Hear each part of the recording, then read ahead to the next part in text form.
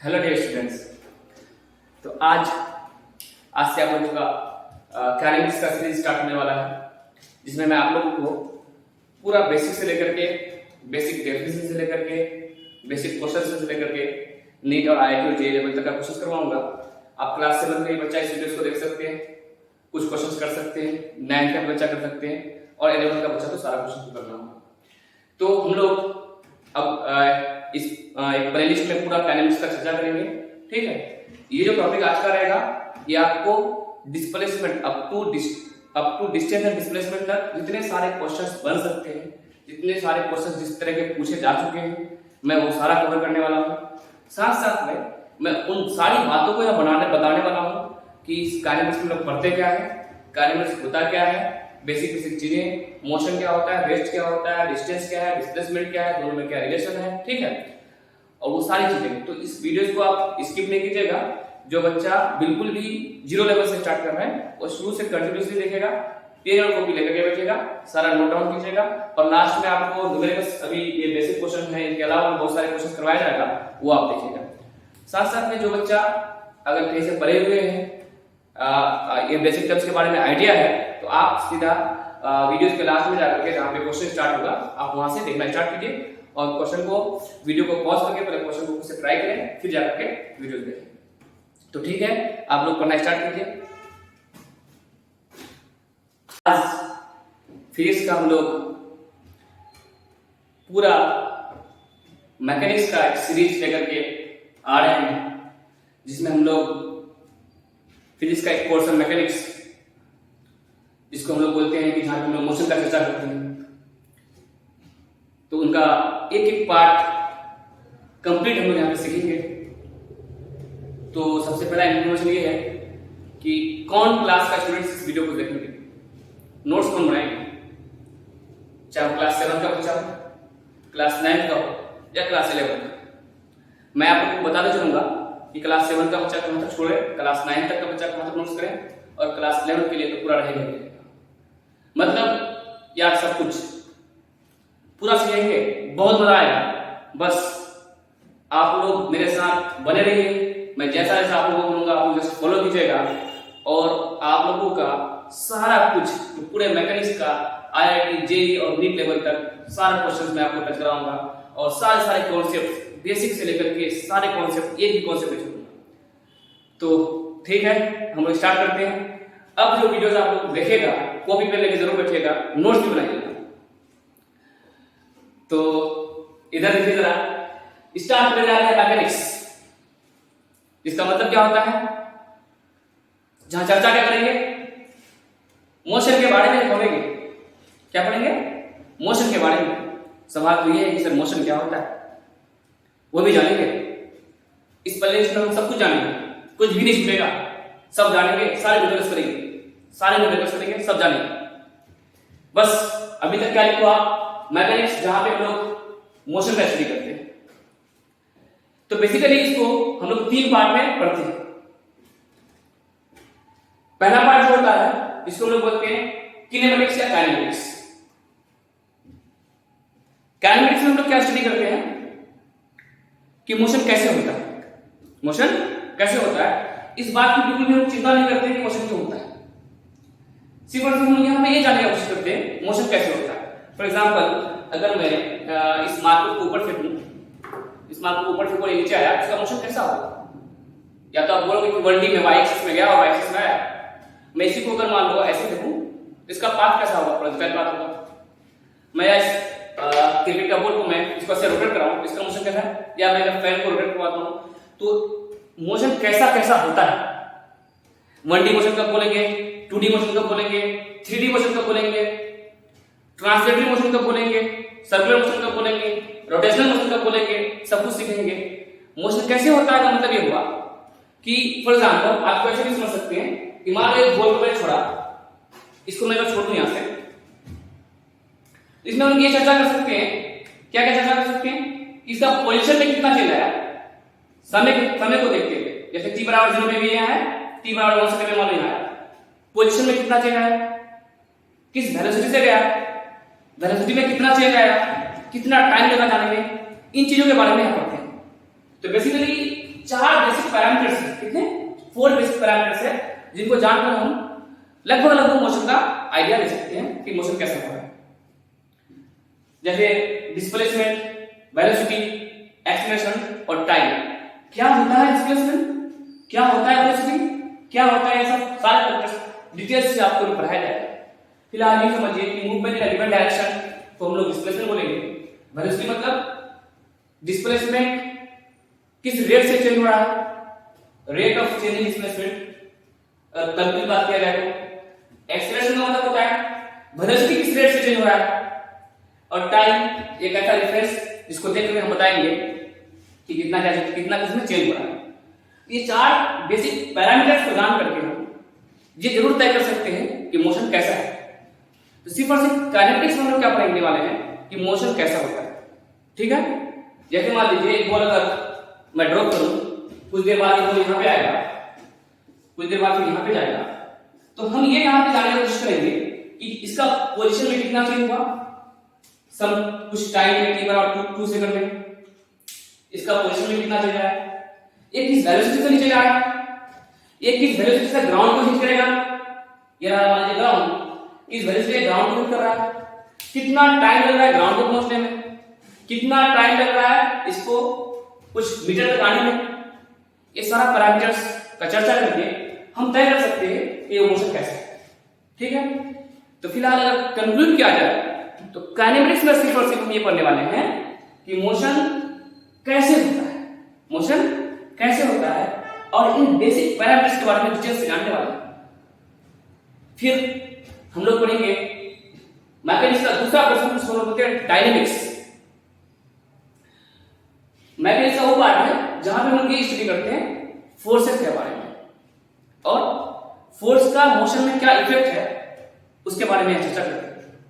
यानी इस टॉपिक पे हम लोग ये पढ़ेंगे कि मोशन क्यों होता है, इस काइनेमेटिक्स में हम लोग ये पढ़ेंगे कि मोशन कैसे होता है, और यहां पढ़ेंगे आखिर मोशन क्यों होता है।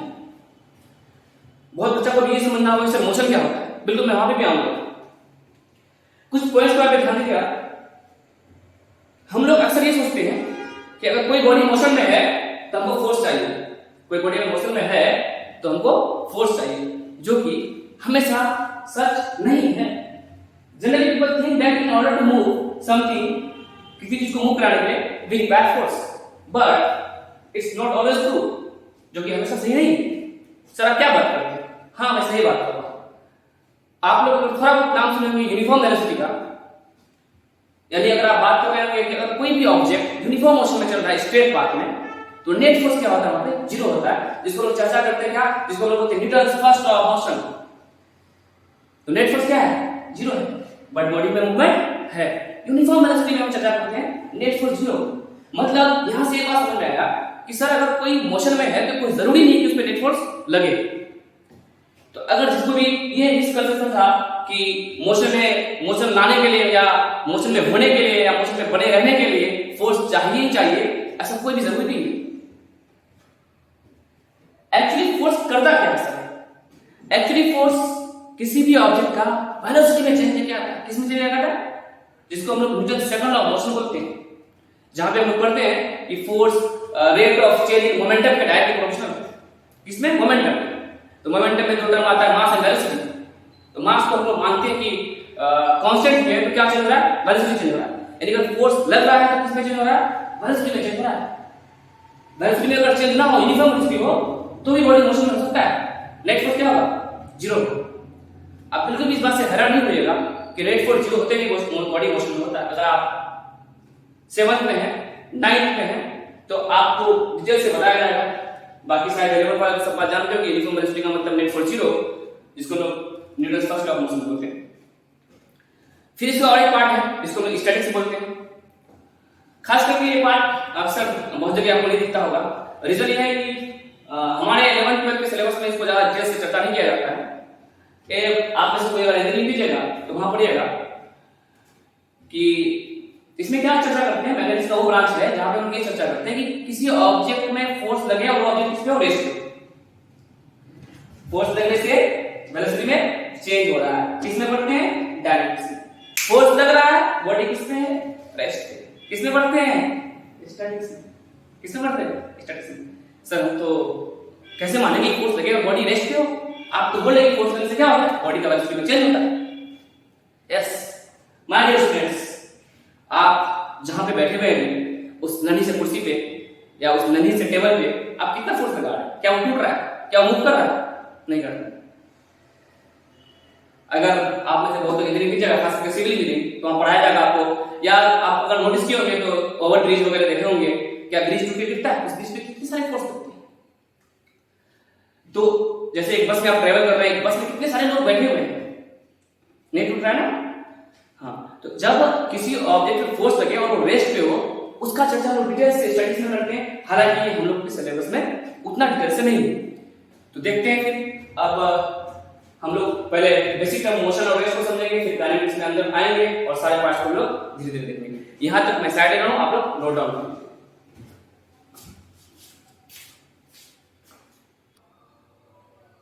आप लोग वहां तक नोट डाउन किए होंगे।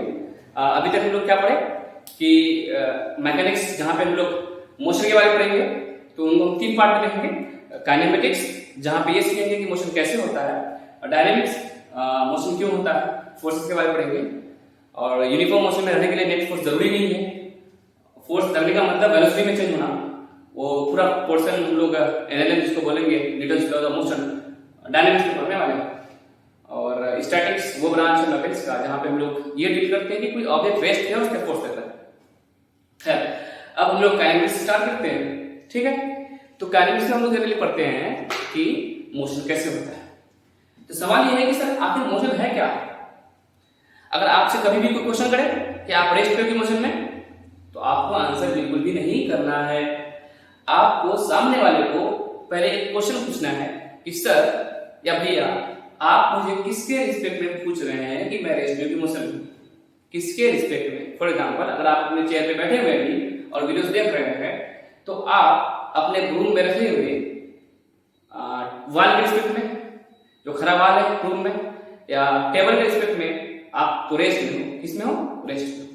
बट अगर आपको कोई यहाँ स्पेस से कोई देख रहा हो, कोई मून पे चल के आपको देख रहा हो, तो आप सबको पता है कि धरती माँ रोटेट कर रही है, रिवॉल्व कर रही है, रोटेट भी कर रही है, उसके साथ हम सब भी रिवॉल्व और रोटेट कर रहे हैं।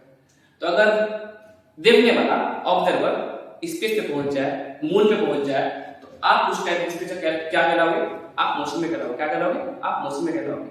यानी कि सर कोई भी चीज रेस्ट में या मोशन में होगा, ये किस बात पर डिपेंड करेगा कि ऑब्जर्वर कहां पे है, ऑब्जर्वर कौन है। फॉर एग्जांपल, अगर आप अपने दोस्त के साथ किसी कार में बैठे हुए हैं और आपका दोस्त कार ड्राइव कर रहा है, कार भले ही कितना स्पीड से चले, लेकिन आपके दोस्त के रिस्पेक्ट में आप किस पे हो? रेस्ट पे हो। ऐसा क्यों सर? क्योंकि रेस्ट और मोशन का डेफिनेशन होता है, मोशन का डेफिनेशन ही होता है कि कोई भी ऑब्जेक्ट का पोजीशन में चेंज होना किसके रिस्पेक्ट में? ऑब्जर्वर के रिस्पेक्ट में। किसके रिस्पेक्ट में? फ्रेम ऑफ रेफरेंस के रिस्पेक्ट में। अगर किसी ऑब्जेक्ट का पोजीशन में चेंज हो रहा है तो वो ऑब्जेक्ट मोशन में कहलाएगा, वरना वो ऑब्जेक्ट रेस्ट में कहलाएगा। सर एक वर्ड आप बोला यहाँ पे, फ्रेम ऑफ रेफरेंस। तो सबसे पहले आइए हम लोग फ्रेम ऑफ रेफरेंस समझते हैं। मकसद क्या है हम लोग को? मोशन को समझना। जनरली आदमी बोलता है, या अगर जूनियर क्लास के बच्चों को पूछा जाए कि सर हिलना डुलना, मूवमेंट करना या पोजीशन में चेंज होने को हम लोग क्या बोलते हैं? मोशन बोलते हैं, जो कि इनकम्प्लीट डेफिनेशन है, जो कि सरासर क्या है? गलत है। क्योंकि हमको उससे पहले पढ़ने के लिए या मोशन के बारे में बताने के लिए क्या चाहिए?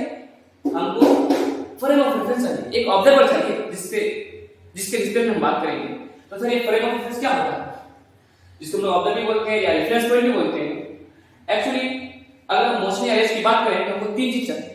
एक ऑब्जेक्ट जिसके बारे में बात करेंगे कि वो मोशन में कि रेस्ट में, एक क्लॉक जिसको हम देखते हुए बात करेंगे कि समय के साथ समय बदल रहा है, उसका पोजीशन बदल रहा है कि नहीं बदल रहा है, और अगर बदल रहा है तो किसके रिस्पेक्ट में, यानी देखने वाला कौन है? ऑब्जर्वर। 3 चीज, ऑब्जेक्ट, क्लॉक एंड ऑब्जर्वर। तो ये क्लॉक और ऑब्जर्वर को एक साथ मिला के अगर बोला जाए तो क्या बोलते हैं? फ्रेम ऑफ रेफरेंस या रेफरेंस पॉइंट या रेफरेंस पॉइंट। और ये अपना चॉइस है, ये हम लोग का अपना चॉइस है। हम लोग किसी को भी फ्रेम ऑफ रेफरेंस मान सकते हैं। जैसे किसी खड़े बिल्डिंग को मान लिया, किसी खड़े रोड पे पेड़ को मान लिया, या कोई चलता हुआ कार को भी मान लिया, ठीक है। तो जनरली अगर हम न्यूमेरिकल्स करते हैं, प्रैक्टिस करते हैं क्वेश्चन तो वहां पे हम लोग X Y Z coordinate system जो होता है तो उसका जो ओरिजिन होता है, जहां से हम लोग एक पॉइंट को ओरिजिन बोलते हैं, जिसके रिस्पेक्ट में हम बाकी का पोजीशन तय करते हैं किसी ऑब्जेक्ट का, तो उसको हम लोग क्या बोलते हैं, वहां पे फ्रेम ऑफ रेफरेंस बोलते हैं। फॉर एग्जांपल तो हम लोग बात करें कि कोई ऑब्जेक्ट का पोजीशन के बारे में, तो आप जिस रूम में बैठे हुए होंगे एक कॉर्नर को आप ओरिजिन बोल दो, और मान लो कोई ऑब्जेक्ट यहाँ पे है तो इनका पोजीशन मैं यहाँ पे अगर इनको बताऊंगा कि ये कहाँ पे एक्चुअली किसके रिस्पेक्ट में बताएंगे। अगर बोलूंगा इसको कि ये देखो भाई 2 मीटर एक्स एक्सिस में है, 1 मीटर वाई एक्सिस में है, 2 मीटर जेड एक्सिस में है, तो कहाँ से, तो मुझे एक ओरिजिन तय करना पड़ेगा। ये कॉर्नर का एक ओरिजिन है, वहां से मैं 2 मीटर आऊंगा एक्स में, फिर वहां से मैं 1 मीटर वाई में आऊंगा, और फिर 2 मीटर में जेड एक्सिस की तरफ आऊंगा। यानी अगर एक्स एक्सिस है और वो वाई एक्सिस है और अगर जेड एक्सिस है, ठीक है, तीनों आपस में परपेंडिकुलर है, तो मैं इसका पोजीशन तब बता सकता हूं जब मैं इसके लिए एक रेफरेंस पॉइंट यानी ओरिजिन को अपना फ्रेम ऑफ रेफरेंस मान लूंगी। तो ये फ्रेम ऑफ रेफरेंस अपना चॉइस है, आप किसी को मान सकते हैं, कुत्ता बिल्ली घोड़ा किसी को मान सकते हैं, चलता हुआ कार को मान सकते हैं, रुका हुआ घर को मान सकते हैं, रुका हुआ घर को, या रोड में खड़े हुए पेड़ को मान सकते हैं। ठीक है, तो बात यह है कि फ्रेम ऑफ रेफरेंस होता क्या है। फ्रेम ऑफ रेफरेंस वो कलो और वो ऑब्जर्वर को मिला के कैसे हम फ्रेम ऑफ रेफरेंस बोलते हैं। तो सवाल ये है कि सर मोशन क्या होता है, इसको और अच्छे से बताइए। तो मोशन का डेफिनेशन अगर एक लाइन में बोला जाए तो मोशन क्या है, जब कोई भी ऑब्जेक्ट अपना पोजीशन टाइम के साथ चेंज करे किसी ऑब्जर्वर के रिस्पेक्ट में, यस यस यस, किसी ऑब्जर्वर के रिस्पेक्ट में, किसी ऑब्जर्वर के रिस्पेक्ट में, अगर कोई ऑब्जेक्ट अपना पोजीशन में टाइम के साथ, टाइम भी बदल रहा है और उसका पोजीशन भी बदल रहा है, और जो देख रहा है उसके रिस्पेक्ट में पोजीशन बदल रहा है, तो ऑब्जेक्ट रेस्ट पे मोशन पे कहलाएगा, अदरवाइज किस पे कहलाएगा, रेस्ट पे कहलाएगा। यानी अगर मान लो आप क्लास में बैठे हुए हो और मैं यहां खड़ा हूं, तो मेरे रिस्पेक्ट में आप किस पे हो, अभी रेस्ट। अगर मैं चलना स्टार्ट कर दूं, मैं ऑब्जर्वर हूं, मेरा थोड़ा पोजीशन देखो कंटीन्यूअसली टाइम के साथ क्या हो रहा है, चेंज हो रहा है। मैं भी यहां हूं तो ये पोजीशन चेंज हो रहा है। इसका मतलब अब आप अभी किसमें हो, मोशन में। यानी कि आप खुद अभी मेरे ही रिस्पेक्ट में, यहां जब मैं खड़ा था तो मेरे इसमें आप रेस्ट पे थे, और जब मैं चलना स्टार्ट कर दिया तो आप किसमें चले गए, मोशन में चले गए। कोई भी ऑब्जेक्ट एब्सोल्युटली रेस्ट और मोशन में नहीं हो सकता है। आपको मैं यहां खड़ा होकर के देखूं तो आप रेस्ट पे लगोगे, अगर कोई मेरा दोस्त अभी स्पेस से आपको देखे, मून से जाके आपको देखे, क्योंकि अर्थ भी घूम रहा है और साथ साथ हम सब घूम रहे हैं, तो उसको लगेगा कि हम लोग किसमें, मोशन में। यानी कोई भी ऑब्जेक्ट परमानेंट रेस्ट या मोशन में नहीं होता है, कोई भी ऑब्जेक्ट एब्सोल्युटली रेस्ट या मोशन में नहीं होता है। डिपेंड करता है उसका रेस्ट या मोशन में होना कि देख कौन रहा है, देखा कहां से जा रहा है। यानी मोशन और रेस्ट को हम क्या बोल सकते हैं, रिलेटिव। क्या है, रिलेटिव। रिलेटिव को बोलते हैं जो किसी पे डिपेंड करता है, क्या, ऑब्जर्वर पे डिपेंड करता है, ऑब्जर्वर कहां पे। यानी अगर बिना ऑब्जर्वर का मोशन और रेस्ट के बारे में बात करना, बिना ऑब्जर्वर का मोशन और रेस्ट के बारे में बात करना सरासर बेवकूफी होगा। क्या होगा, बेवकूफी होगा। इसलिए अगर आप 7th क्लास में हैं, आप अभी से इस बात को जानिए कि मोशन का मतलब सिर्फ ये नहीं कि पोजीशन में चेंज होना, मोशन का ये मतलब है कि टाइम के साथ पोजीशन में चेंज होना किसी ऑब्जर्वर के रिस्पेक्ट में, किसी ऑब्जर्वर के रिस्पेक्ट में। थोड़ा सा और समझना होगा, इधर समझिए। मान लीजिए कार है, यहाँ पे आपका दोस्त ड्राइव कर रहा है और यहाँ पे आप किसी वाले सीट पे बैठे हुए हो, और यहाँ पे एक दोस्त आपका खड़ा है। मान लीजिए आपका नाम ए रख दिया जाए, आपका दोस्त का नाम बी और सी, और कार मान लीजिए कुछ स्पीड से आगे चल रहा है, 20 मीटर पर सेकंड से आगे जा रहा है। तो क्वेश्चन आपसे ये किया जाए कि आपके रिस्पेक्ट में आपका दोस्त मोशन में भी रेस्ट है, भले कार जितना स्पीड से जाएगी, कार जितना स्पीड से आगे जाए, जस्ट आपको देखना है कि आपके रिस्पेक्ट में आपका दोस्त का कोई पोजीशन में चेंज हो रहा है क्या, दिख रहा है क्या, नहीं दिख रहा है। देखो अभी भी एक डिस्टेंस, अभी भी एक पोजीशन, अभी भी एक पोजीशन, समय बदल रहा है, पोजीशन में कोई चेंज नहीं हो रहा है। हालांकि बाहर से जब आपको कोई दोस्त देखा है आप लोगों को, तो आप दोनों को क्या लगोगे, मोशन में लगोगे। यानी बी ए के रिस्पेक्ट में क्या है, रेस्ट पे है, बट सी के रिस्पेक्ट में किसमें, मोशन में है। इसी तरह से ए बी के रिस्पेक्ट में किसमें, रेस्ट पे है, जस्ट बिकॉज़ कि दोनों का पोजीशन में चेंज नहीं हो रहा है, बट ए सी के रिस्पेक्ट में किसमें, मोशन में है। इसी तरह से सी ए के रिस्पेक्ट में किसमें, मोशन में है। तो देखो दोनों का पोजीशन चेंज, अभी यहां आएगा, फिर आगे बढ़ेगा, पोजीशन कंटीन्यूअसली चेंज होगा। इसी तरह से सी डी के रिस्पेक्ट में क्या होगा, मोशन में होगा। यहां पर सकते हैं ए is in rest with respect to B, but A is in motion with respect to C,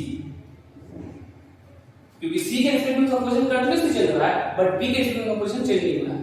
तो मेरे ख्याल से आप सब को ये बात समझ में आया होगा कि रेस्ट और मोशन क्या होता है, और कोई भी ऑब्जेक्ट एब्सोल्युटली नहीं रेस्ट कर सकता है, नहीं मोशन में हो सकता है। उसका मोशन और रेस्ट में होना कौन तय करेगा? ऑब्जर्वर तय करेगा। कौन तय करेगा? ऑब्जर्वर तय करेगा। अगर रोड में खड़ा एक पेड़ है और आप गाड़ी लेके जा रहे हैं आगे, उस पेड़ के स्पीड में आप मोशन में हो, बट उस गाड़ी में जितने सारे लोग बैठे हुए अपने सीट पे, सब कोई एक दूसरे के स्पीड में रेस्ट में। बात समझ में आ रहा होगा शायद, मेरे ख्याल से आपको अच्छे से बात। अच्छा, वही पेड़, अगर उस पेड़ को आप अंदर से देखोगे तो आपके रिस्पेक्ट में वो पेड़ किसमें है? मोशन में।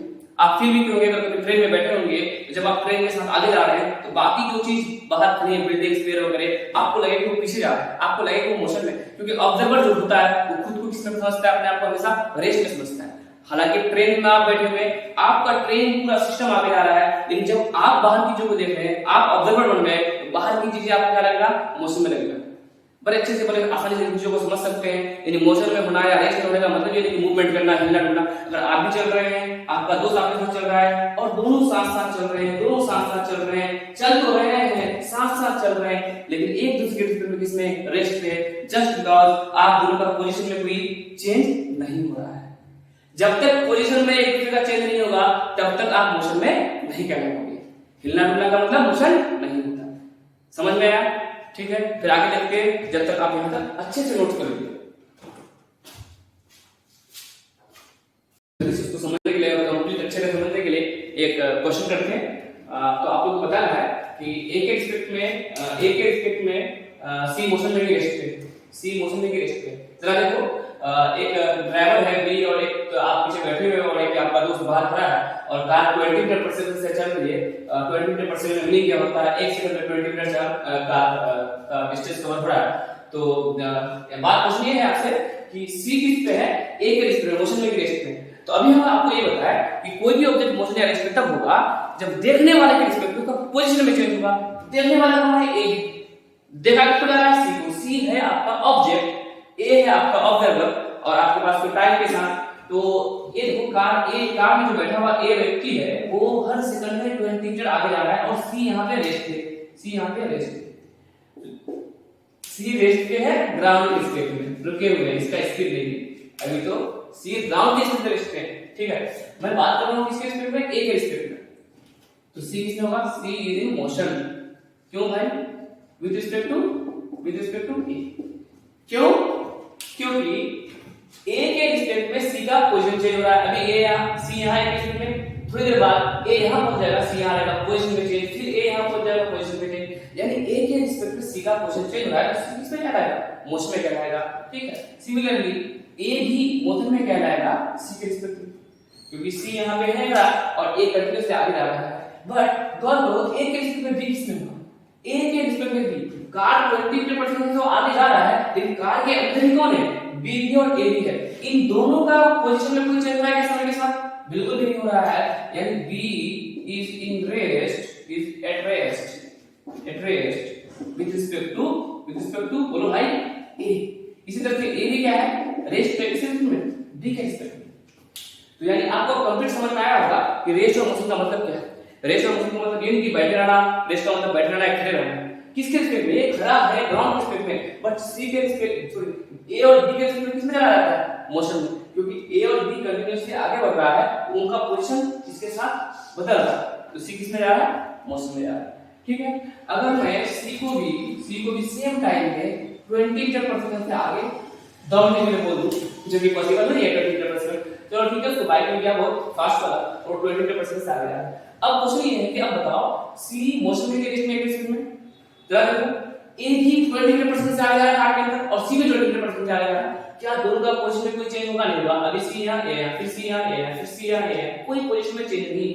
अब क्या हो जाएगा? सी ए के रिस्पेक्ट में रेस्ट हो जाएगा, सी बी के रिस्पेक्ट में रेस्ट हो जाएगा, सी ए बी के रिस्पेक्ट में ऑलरेडी रेस्ट कर लिए। अगर मैं इसको 10 मीटर पर सेकंड से लगाऊं, समझते हैं ना, 10 मीटर पर सेकंड से, अब किसमें होगा? सी मोशन में बदल जाएगा। उसको ए एक सेकंड में 20 मीटर और ए अगले पहले सेकंड में 10 मीटर, फिर ए अगले सेकंड में 40 मीटर पहुंच जाएगा और ए सी उस टाइम 20 मीटर पे रहेगा डिस्टेंस पे। यानी पहले 10 मीटर का डिस्टेंस, फिर 20 मीटर का डिस्टेंस, इन पोजीशन में फिर से क्या होगा? चेंज होगा। तो यहां पर सी किसमें चला जाएगा? फिर से मोशन में चला जाएगा। मेरे ख्याल से कंप्लीट बात आपको इस सिंगल क्वेश्चन से समझ में आया होगा कि मोशन और रेस्ट का क्या मतलब है। फिर अब आगे हम लोग जब ऑब्जेक्ट मोशन में है तो अब पैरामीटर्स पढ़ते हैं कि मोशन में जब है तो कैसा मोशन है, क्या क्या पैरामीटर्स हैं। ठीक है, जो पाथ कवर कर रहा है उसको क्या बोलते हैं? जो शॉर्टेस्ट पाथ होगा उसको क्या बोलेंगे, ठीक है, और ये पाथ कितना जल्दी कवर होगा उसको हम लोग क्या बोलेंगे। तो ये सारे पैरामीटर्स हम लोग आगे डिटेल से देखने वाले हैं। इस क्वेश्चन को जब आप जस्ट उतार लें, डिस्टेंस का भाई क्या है, डिस्प्लेसमेंट क्या है, डिस्प्लेसमेंट। डिस्टेंस को हम लोग s से डिनोट करेंगे, और वहां पे छूट गया था, आप वहां पे डिस्टेंस को s से डिनोट कीजिएगा, और इसको s के ऊपर एरो, और इस एरो का क्या मतलब है तो देखेंगे। तो डिस्प्लेसमेंट किसको बोलते हैं, आप कितना से एक्चुअली डिस्प्लेस हुए। आप जब एक पोजीशन से दूसरे पोजीशन पे गए तो आपका डिस्प्लेसमेंट कितना हुआ, तब नहीं समझ में आ रहा। मतलब दो पॉइंट के बीच में जो सबसे मिनिमम डिस्टेंस होगा, सबसे मिनिमम डिस्टेंस होगा किन दो पॉइंट के बीच में, इनिशियल पोजीशन जहां से आप स्टार्ट किए जर्नी और फाइनल पोजीशन, उन दो पॉइंट के बीच में सबसे मिनिमम जो डिस्टेंस होगा उसको क्या बोलेंगे, उसको क्या बोलेंगे, डिस्प्लेसमेंट बोलेंगे।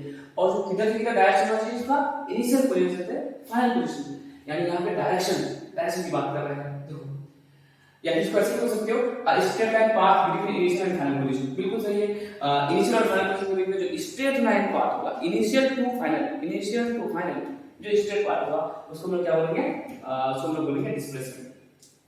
जाहिर सी बात है ये वेक्टर क्वांटिटी होगा, क्योंकि इसके पास दो चीज होगा, मैग्नीट्यूड और डायरेक्शन होगा।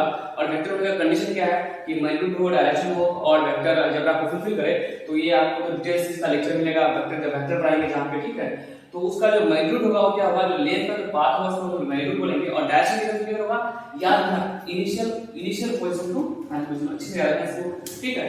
तो इसको इसलिए हम इसको किसी एरो से, एरो मतलब क्या हो गया, एक वेक्टर, ठीक है। तो डिस्प्लेसमेंट जब भी हम निकालेंगे, डिस्प्लेसमेंट जब भी निकालेंगे एक फॉर्मूला से क्या रखना है, final position minus initial position, final position minus initial position between two points one given displacement. कभी भी दो पॉइंट के बीच में डिस्प्लेसमेंट निकाल करेंगे तो एक ही होगा। याद रखो इधर आप अगर a से c जा रहे हैं, a से अगर b होते हुए जा रहे हैं फिर तो आपका ये रहा डिस्प्लेसमेंट, a से अगर e होते हुए जा रहे हैं फिर तो भी आपका डिस्प्लेसमेंट क्या है, उसको कोई मतलब नहीं कि आप किस पाथ से गए, उसको कोई मतलब नहीं, आप चाहे d से होते हुए जाओ, b से होते हुए जाओ, e से होते हुए जाओ, लेकिन आपका डिस्प्लेसमेंट क्या होगा, ये जो स्ट्रेट लाइन a और c के बीच में है ना, वो आपका क्या होगा, डिस्प्लेसमेंट। आप बहुत दूर घूमते यहां से जर्नी स्टार्ट की, बहुत दूर गए, घूमते आए, यार अल्लाह आपको थक गया, आप थक गए, जो कि आपका जो बहुत दूर घूमना है वो आपका क्या था, डिस्टेंस था। बट डिस्प्लेसमेंट का मतलब क्या, जो जहां से आपने स्टार्ट किया जहां पे पहुंचा उनके बीच का जो शॉर्टेस्ट पाथ है, उनके बीच का जो कौन सा पाथ है, मिनिमम डिस्टेंस वाला स्ट्रेट लाइन है, उसको हम लोग क्या बोलते हैं, डिस्प्लेसमेंट बोलते हैं।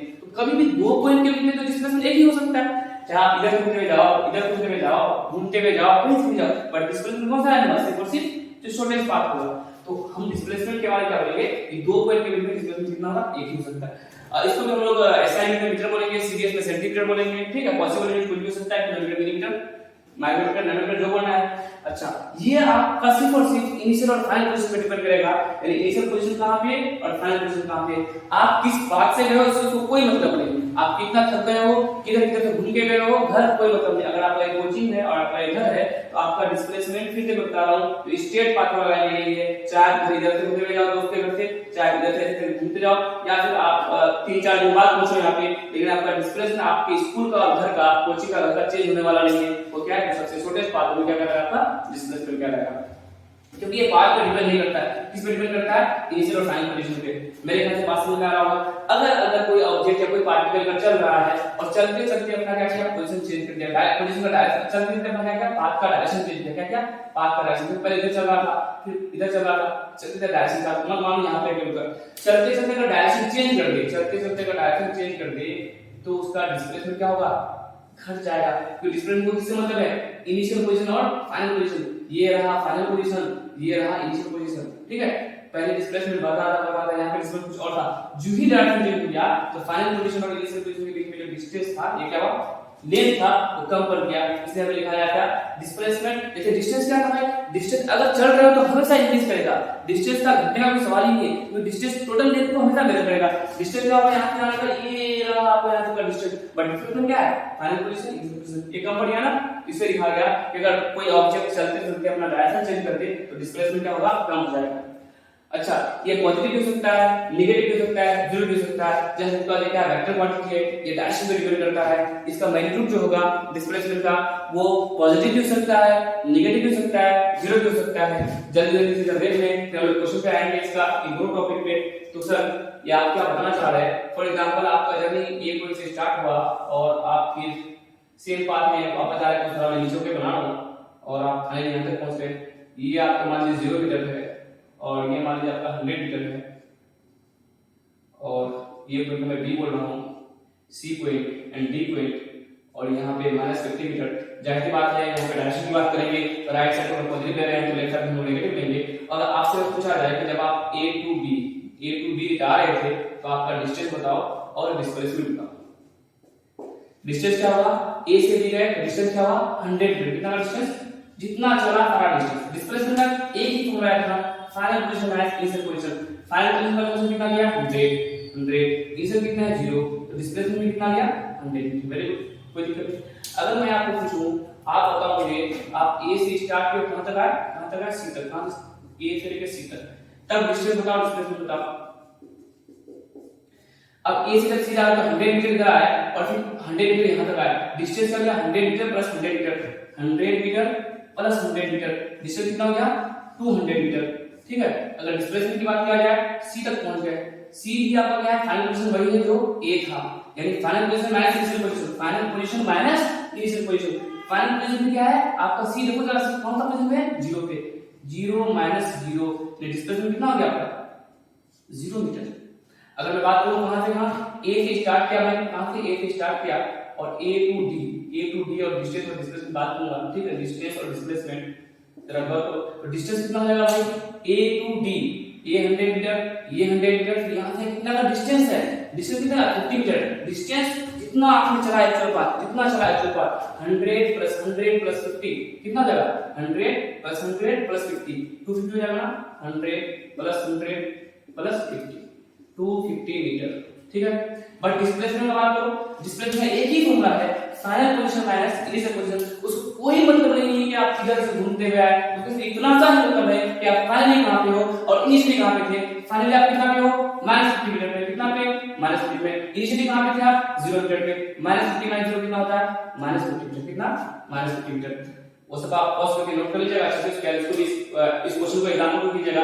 यहां से बात आपको समझ में आ रहा होगा कि जो डिस्प्लेसमेंट को जरा कीजिए, डिस्प्लेसमेंट पॉजिटिव भी था, डिस्प्लेसमेंट 0 भी हुआ और डिस्प्लेसमेंट नेगेटिव हुआ। इसलिए बात कहा गया है it may be positive, negative और 0। डिस्प्लेसमेंट कब पॉजिटिव होगा, डिस्प्लेसमेंट डिस्टेंस से कब बराबर होगा, सिर्फ और सिर्फ तब तक बराबर होगा जब तक पार्टिकल स्ट्रेट पाथ में विदाउट डायरेक्शन चेंज के। तो जब तक पार्टिकल डायरेक्शन चेंज नहीं करेगा तब तक डिस्टेंस और डिस्प्लेसमेंट क्या इक्वल होगा। फॉर एग्जांपल मैं यहां खड़ा हूं, ये मेरा ओरिजिन है, मैं यहां तक चल रहा हूं, डिस्टेंस कितना है मालूम आपको 50 मीटर, डिस्प्लेसमेंट कितना है 50 मीटर, ये final position minus initial position. और आगे बढ़ रहा हूं, डिस्टेंस भी बढ़ रहा है, डिस्प्लेसमेंट बढ़ रहा है। जो मैं टर्न ले लिया तो डिस्टेंस मेरा क्या हो गया बढ़ गया, डिस्टेंस क्या हो गया मेरा बढ़ गया, बट डिस्प्लेसमेंट क्या हो गया कम हो गया। ये रहा मेरा फाइनल पोजीशन, मान लो ये 30 मीटर और 0 मीटर, यहां तक कितना था पहले 50 था, 50 और 30 डिस्टेंस कितना हो गया 80 हो गया, बट डिस्प्लेसमेंट कितना हो गया 30 मीटर हो गया। फिर मैं वापस यहां पे आ जाऊं तो डिस्टेंस कितना हो गया 50 और 50 100, बट डिस्प्लेसमेंट कितना हो गया।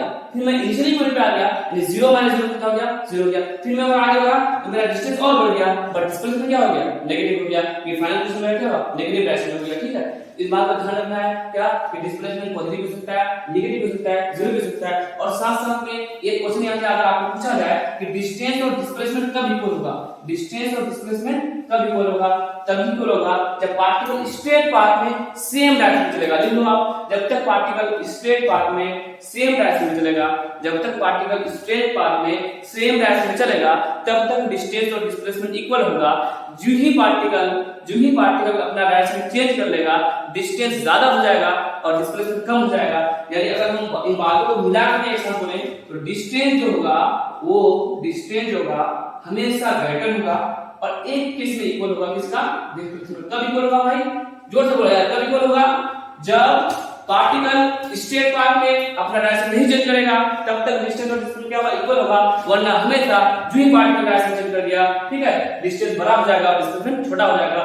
बहुत जमाने पहले की बात है, ये क्वेश्चन आ गया था सन 2000 की बात है, जेईई का एग्जाम में उस टाइम एआईटीपी हुआ करता था। लेकिन अब तो इसमें बहुत बेसिक क्वेश्चन है, 7th क्लास का क्वेश्चन है। क्या था कि डिस्टेंस बाय डिस्प्लेसमेंट का रेशियो क्या होगा, इसको जब डिवाइड कीजिएगा तो डेरिवेटिव क्या हो जाएगा 1 बचेगा और ये वाला ऑप्शन आपका क्या है करेक्ट है। यहां से बात को नोट डाउन कर सकते हैं, चार ऑप्शन था equal to 1, less than 1, less than equal to 1, greater than equal to 1। ठीक है, तो दो पॉइंट का ध्यान रखना।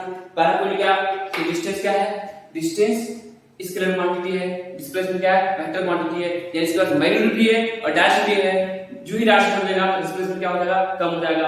और दूसरा पॉइंट ये ध्यान रखना है कि डिस्टेंस हमेशा डिस्प्लेसमेंट से बड़ा से ज्यादा होगा, सिर्फ एक केस में बराबर होगा, जब तक पार्टिकल क्या होगा, स्ट्रेट पाथ में चलेगा। अब डिस्टेंस और डिस्प्लेसमेंट को अगर आप अच्छे से समझ गए तो मैं इस पे आप लोगों के लिए कुछ न्यूमेरिकल्स लेकर के आ रहा हूँ, ठीक है, और बेसिक क्वेश्चन करवाऊंगा, कुछ अच्छा भी क्वेश्चन करवाऊंगा, ठीक। तो आप लोग न्यूमेरिकल्स करने के लिए रेडी हो जाएं और यहाँ तक अच्छे से नोट। तो अब हम लोग मोशन के पैरामीटर्स पे आ रहे हैं। तो सबसे पहला पैरामीटर हम लोग क्या लेने वाले हैं, डिस्टेंस और उसका भाई लगेगा डिस्प्लेसमेंट। तो भाई डिस्टेंस क्या होता है, तो जब भी कोई बॉडी अगर मोशन में है, तो कुछ ना कुछ वो पाथ ट्रेवल कर रहा है। क्या कर रहा है, मोशन में क्या कर रहा है, कुछ ना कुछ पाथ ट्रेवल कर रहा है। तो जो एक्चुअल पाथ ट्रेवल कर रहा है उसको हम लोग क्या बोलते हैं, डिस्टेंस। क्या बोलते हैं, डिस्टेंस। फॉर एग्जांपल आप अपने घर से कोचिंग आते हो, तो जिस रास्ते से आते हो तो वहां उन सारे पूरे पाथ को अगर हम मीटर स्केल से मेजर कर लें, ठीक है, तो वो जो टोटल पाथ होगा वो आपका क्या कहलाएगा, डिस्टेंस। आप अगर किसी दिन मेन रोड से आते हो तो हो सकता है आपका अलग डिस्टेंस हो, किसी दोस्त के घर से हुए आते हो तो हो सकता है आपका अलग डिस्टेंस हो। एक किसी भी दो पॉइंट के बीच में डिस्टेंस ढेर सारा हो सकता है कि आप इधर से जा रहे हैं तो अलग डिस्टेंस, इधर से जा रहे हैं तो अलग डिस्टेंस। आप मान लीजिए आपको यहाँ से यहाँ पहुंचना है, आप इधर भी जा सकते हैं, अलग डिस्टेंस। इस पाथ का अलग डिस्टेंस मान लो 100 मीटर है, 200 मीटर है, 300 मीटर है। आपको कितना दो पॉइंट के बीच में इनफाइनाइट डिस्टेंस हो सकता है। आप यहाँ से हरियाणा पंजाब दिल्ली चले गए, फिर यहाँ पे आए अलग डिस्टेंस, यहाँ से चांदपुर चले गए, 400 वापस आए अलग डिस्टेंस। तो दो पॉइंट के बीच में डिस्टेंस वो होगा जो आपका एक्चुअल पाथ होगा, चांद से होते हुए एक्चुअल पाथ, हरियाणा पंजाब दिल्ली होते हुए एक्चुअल पाथ। यानी जो एक्चुअल पाथ होगा उसको हम मेजर करने टोटल, तो वही टोटल क्या कहलाएगा, डिस्टेंस कहलाएगा, डिस्टेंस कहलाएगा। तो डिस्टेंस हमेशा स्केलर क्वांटिटी होगा, मतलब इसको डायरेक्शन पकड़ने से मतलब नहीं है, बस इसको इस बात से मतलब है कि वो उसका एक्चुअल पाथ कौन सा, उसका एक्चुअल पाथ कौन सा है, वो स्केलर क्वांटिटी होगा। इसका असाइनमेंट क्या होगा, आपका डिस्टेंस हम मेजरमेंट करके जब आएंगे तो उसको किस में बताएंगे, ऐसा बोलेंगे कि सर 5 kg या फिर 5 मीटर, तो हम उसको किस में बोलेंगे, मीटर में बोलेंगे। एसआई में क्या बोलेंगे, मीटर में बोलेंगे। सीजीएस में सेंटीमीटर बोलेंगे। पॉसिबल यूनिट ढेर सारा हो सकता है, मिलीमीटर, माइक्रोमीटर, सेंटीमीटर, किलोमीटर, जितना डेसीमीटर, डेसीमीटर, जितना मन उतना बोल सकते हो, वो सारे पॉसिबल यूनिट है। बट एसआई में क्या है, मीटर है, और सीजीएस में क्या है, सीजीएस में क्या है, सीजीएस में सेंटीमीटर। जब कोई बॉडी मूव करता है, जब कोई बॉडी मूव करेगा, कोई बॉडी चलेगा, ठीक है, भले वो वापस वहीं पे पहुंच जाए, तो डिस्टेंस को कैसे समझना है ना, आप अपने पैर पे मीटर स्केल वाला फीता बांध दो और आप चलते रहो, तो मीटर स्केल से हमेशा निकलता रहेगा, कभी उसके अंदर जाएगा नहीं। तो अगर आप मूव कर रहे हो, चल रहे हो, अगर आप मोशन पे हो, तो डिस्टेंस हमेशा इंक्रीज करता रहेगा। क्या करेगा, डिस्टेंस इंक्रीज करेगा, क्योंकि डिस्टेंस का मतलब क्या है, कितना पाथ आपने ट्रेवल किया, 2 metre, 3 metre, 4 metre, 5 metre, 6 metre, 7 metre, 8 metre, यानी आप जितना चलते जा रहे हो जिस रास्ता को, सारा रास्ता को जो पाथ पूरा पाथ का जो मेजरमेंट होगा वो आपका क्या कहलाएगा, डिस्टेंस होगा। यानी अगर कोई बॉडी मूव कर रहा है तो हमेशा क्या होगा, इंक्रीज करेगा। डिस्टेंस कभी डिक्रीज नहीं कर सकता, बॉडी मूव कर रहा है तो हमेशा बढ़ता जाएगा, ठीक है। इन पॉइंट्स को याद रखना है। और दो पॉइंट के बीच में एक मैंने जस्ट बताया कि ढेर सारा डिस्टेंस पॉसिबल है, जैसे डिस्टेंस 1 है, डिस्टेंस 2, डिस्टेंस 3, ये सारे के सारे क्या है, डिफरेंट है, क्योंकि सारे के सारे क्या है, पाथ अलग अलग है। और ये पाथ पे डिपेंड करता है, डिस्टेंस पाथ पे डिपेंड करता है। इस बात पे डिपेंड नहीं करता कि इनिशियल पोजीशन ये है, फाइनल ये है, तो भाई जिससे गया फिर जिधर मन से जाएंगे, और डिस्टेंस का एक ही बना है। डिस्टेंस का एक ही मीनिंग है कि टोटल लेंथ ऑफ पाथ। तो भाई साहब अभी टोटल लेंथ ये वाला है, अभी ये वाला है, अभी ये वाला लेंथ है, तो अलग-अलग लेंथ के लिए अलग-अलग डिस्टेंस होगा। तो जरा इधर आइए, अगर आप ए पॉइंट से बी पॉइंट जा रहे हैं तो आप पूछेंगे डिस्टेंस ए टू बी कितना होगा, तो आप बोलोगे देखो यार जो पाथ ए से बी का है उसका लेंथ को मैं डिस्टेंस बोल दूंगा, कोई दिक्कत नहीं। अब अच्छा वापस आप उसी रास्ते से तो डिस्टेंस बी से अगर पूछेंगे तो आप लोग सर पूरा लेंथ बी से मेजर कर लेंगे, वही होगा। तो आप जरूर बोलोगे सर ए से बी वाला लेंथ और बी से ए वाला जो लेंथ है वो सेम है, लेकिन गौर करो इसमें डायरेक्शन अलग है ना। जब आप ए से बी जा रहे हो इधर जा रहे हो, बी से जा रहे हो इधर आ रहे हो, तो डायरेक्शन अलग है, लेकिन दोनों पाथ का लेंथ इक्वल है। तो दोनों पाथ का लेंथ इक्वल है तो हम बोल सकते हैं कि डिस्टेंस इक्वल है, बट डायरेक्शन अलग है। तो यहाँ पे एक नया कॉन्सेप्ट जनरेट होगा, और उस नया कॉन्सेप्ट को क्या बोलेंगे, डिस्प्लेसमेंट बोलेंगे, जो कि डिस्टेंस का ही एक भाई होगा जो डायरेक्शन के साथ चीजों को बताएगा, जो डायरेक्शन के साथ मैग्नीट्यूड को देगा, उसको क्या बोलेंगे, डिस्प्लेसमेंट बोलेंगे। तो आप डिस्टेंस को अच्छे से नोट डाउन कर लो और सारे पॉइंट्स को आपको याद रखना है कि डिस्टेंस स्क्वायर क्वांटिटी होता है, इसका एसआई क्या होता है, जब कोई बॉडी मूव कर रहा है तो डिस्टेंस इंक्रीज कर रहा है, रीजन के साथ करना चाहिए, क्योंकि हमेशा डिस्टेंस क्या टोटल लेंथ भी देखता है, टोटल लेंथ अब चल रहे तो टोटल लेंथ हमेशा बढ़ता रहेगा। फिर अगर मान लो दो पॉइंट के बीच में इनफाइनाइट डिस्टेंस पॉसिबल है, जो रास्ता चूज कीजिएगा हर एक अलग अलग रास्ता अलग अलग आपका डिस्टेंस होगा, और क्योंकि ये पाथ पे डिपेंड करता है, इनिशियल और फाइनल डिस्टेंस पे डिपेंड नहीं करता है।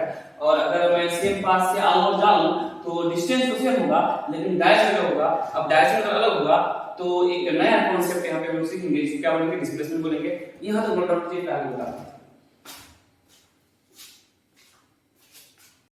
तो अब थोड़ा सा देखते हैं हम लोग कि डिस्प्लेसमेंट जिसको हम वेक्टर बोल रहे थे, तो वो वेक्टर ट्रू वेक्टर है। और थोड़ा सा जो 7th का बच्चा हो या जो 9th का हो तो चाहो तो इसको स्किप कर सकते हो, इसके बाद क्वेश्चन का क्वेश्चन कर सकते हो, वरना अगर सीख पाओ तो सीख सकते हो, क्योंकि अभी वेक्टर वगैरह जो पहले सीखोगा वो अलग से आएगा और थोड़ा सा हो सकता है आपके लिए कॉम्प्लिकेटेड हो, लेकिन फिर यहाँ आप सब बने रहो, समझने कुछ हो। तो अगर मान लो ये एक्स वाई कोऑर्डिनेट है, जिसमें एक्स एक्सिस और वाई एक्सिस से ओरिजिन है, और मैं दो पॉइंट की बात करता हूँ। पहला पॉइंट मेरा मान लो 2,1, इसका भी समझो 2,1 का मतलब क्या हुआ, x में 2 मीटर y में 1 मीटर, यानी x में 2 मीटर जाना होगा y में 1 मीटर जाना होगा यहाँ पहुंच के। और दूसरा पॉइंट क्या है 4,4, मान लो एक पॉइंट एक डी पॉइंट है तो 4,4 मतलब x में 4 y में 4। तो मैं बात करूँ अगर इसका डिस्प्लेसमेंट का, अगर मैं इसको a पॉइंट कहूँ इसको b पॉइंट कहूँ, तो डिस्प्लेसमेंट मेरा क्या होता है, इनिशियल टू फाइनल क्या होता है, the shortest distance या the shortest length या the minimum length from initial position to final position। और तो इसको अगर आप कैलकुलेट करना चाहोगे तो सबको पता है स्ट्रेट लाइन का डिस्टेंस फॉर्मूला क्या होता है। ये अगर मान लीजिए x1, y1 है और ये x2, y2 है, तो आप सबको पता है डिस्टेंस फॉर्मूला क्या होता है, एक डिस्टेंस है जो शॉर्टेस्ट डिस्टेंस है, ठीक है। इसका फॉर्मूला क्या होता है, √x2 x1 का स्क्वायर प्लस y2 y1 का स्क्वायर, ठीक है। जिन बच्चों को नहीं पता है तो कोई दिक्कत नहीं, जब आप 9th 10th 11th में पहुंचोगे 10th में पहुंचोगे तो सीधा जाओगे डिस्टेंस का फॉर्मूला। तो x2 x1 4 2 2 का स्क्वायर प्लस y2 x2 है y2 है y2 y1 4 1 3 का स्क्वायर, यानी 4 का स्क्वायर प्लस 3 का स्क्वायर 2 का स्क्वायर 4 और 3 का स्क्वायर 9 यानी √30। ये डिस्प्लेसमेंट हमारा कितना आ गया √30। पता है क्या कुछ दूंगा जरा देखिएगा। अगर इस कोऑर्डिनेट सिस्टम को हम शिफ्ट कर देंगे कितना से 5 यूनिट से x की तरफ, मतलब मैं कोऑर्डिनेट सिस्टम को उठा करके, क्योंकि ये मेरा अपना मर्जी है इसको जहां से आइए, क्योंकि रेफरेंस पॉइंट अपना खुद चॉइस करता है, तो मैं उसको उठा के 5 यूनिट आगे कर दूं तो क्या देखते हैं, जो ये 5 यूनिट को मैं आगे कर दूं तो मेरा ये जो ओरिजिन है वो कुछ यहां आ जाएगा और ये 5 यूनिट आगे आ जाएगा। तो x वजह 2 है, इसको 5 यूनिट आगे करेंगे तो ये 2 तो यहां पे है और 3 यहां पे आ जाएगा। ये जो पॉइंट है ओरिजिन यहां पे शिफ्ट हो जाएगा, ओरिजिन यहां पे शिफ्ट हो जाएगा, एक इससे कितना लेस दिखेगा, क्योंकि यहां पे कितना 5 कर लिए और ये 2 था कितना -3, यहां पे कौन सा पॉइंट दिखेगा -3। जब 5 यूनिट को मैं आगे कर दूंगा दोस्त, 5 यूनिट आगे कर दूंगा तो ये पॉइंट कहां पे आ जाएगा -3 पे, क्योंकि ये यहां पे 1 2 3 4 5 पे यहां पे अगर 5 था वो मेरा 0 बन जाएगा, इधर कितना बचेगा पीछे -3, y का कोई चेंज नहीं होने वाला है। सिमिलरली ये 4 जो है उस पार्ट चला जाएगा और -1 में दिखेगा।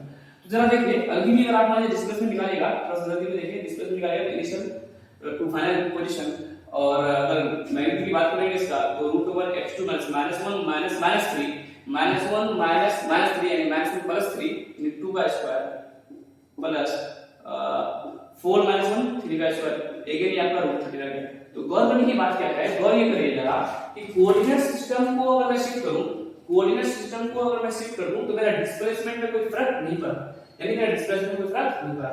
यहां पे नोट देखो इसका, coordinates of initial and final position depends on coordinate system. Initial position 2,1 था, अब क्या हो गया -3,1 हुआ, फाइनल पोजीशन 4,4 था, अब क्या हो गया -3,4 हो गया। इनिशियल और फाइनल पोजीशन आपका कोऑर्डिनेट सिस्टम पे तो डिपेंड करता है, बट डिस्प्लेसमेंट डिपेंड क्या करेगा, तब भी डिस्प्लेसमेंट उतना ही था, अब भी डिस्प्लेसमेंट उतना ही है। तो हम यहां से बोल सकते हैं कि डिस्प्लेसमेंट एक ट्रू वेक्टर है। क्या है? ट्रू वेक्टर है। कभी भी आपको पूछेगा कि डिस्प्लेसमेंट को ट्रू वेक्टर क्यों बोलते हैं, तो आप बोलोगे कि डिस्प्लेसमेंट डिपेंड नहीं करता है कोऑर्डिनेट सिस्टम पे। डिस्प्लेसमेंट इस बात पे डिपेंड नहीं करता है कि आपने अपना फ्रेम ऑफ रेफरेंस कहां चूज किया, ठीक है, आपका चॉइस क्या है फ्रेम ऑफ रेफरेंस का।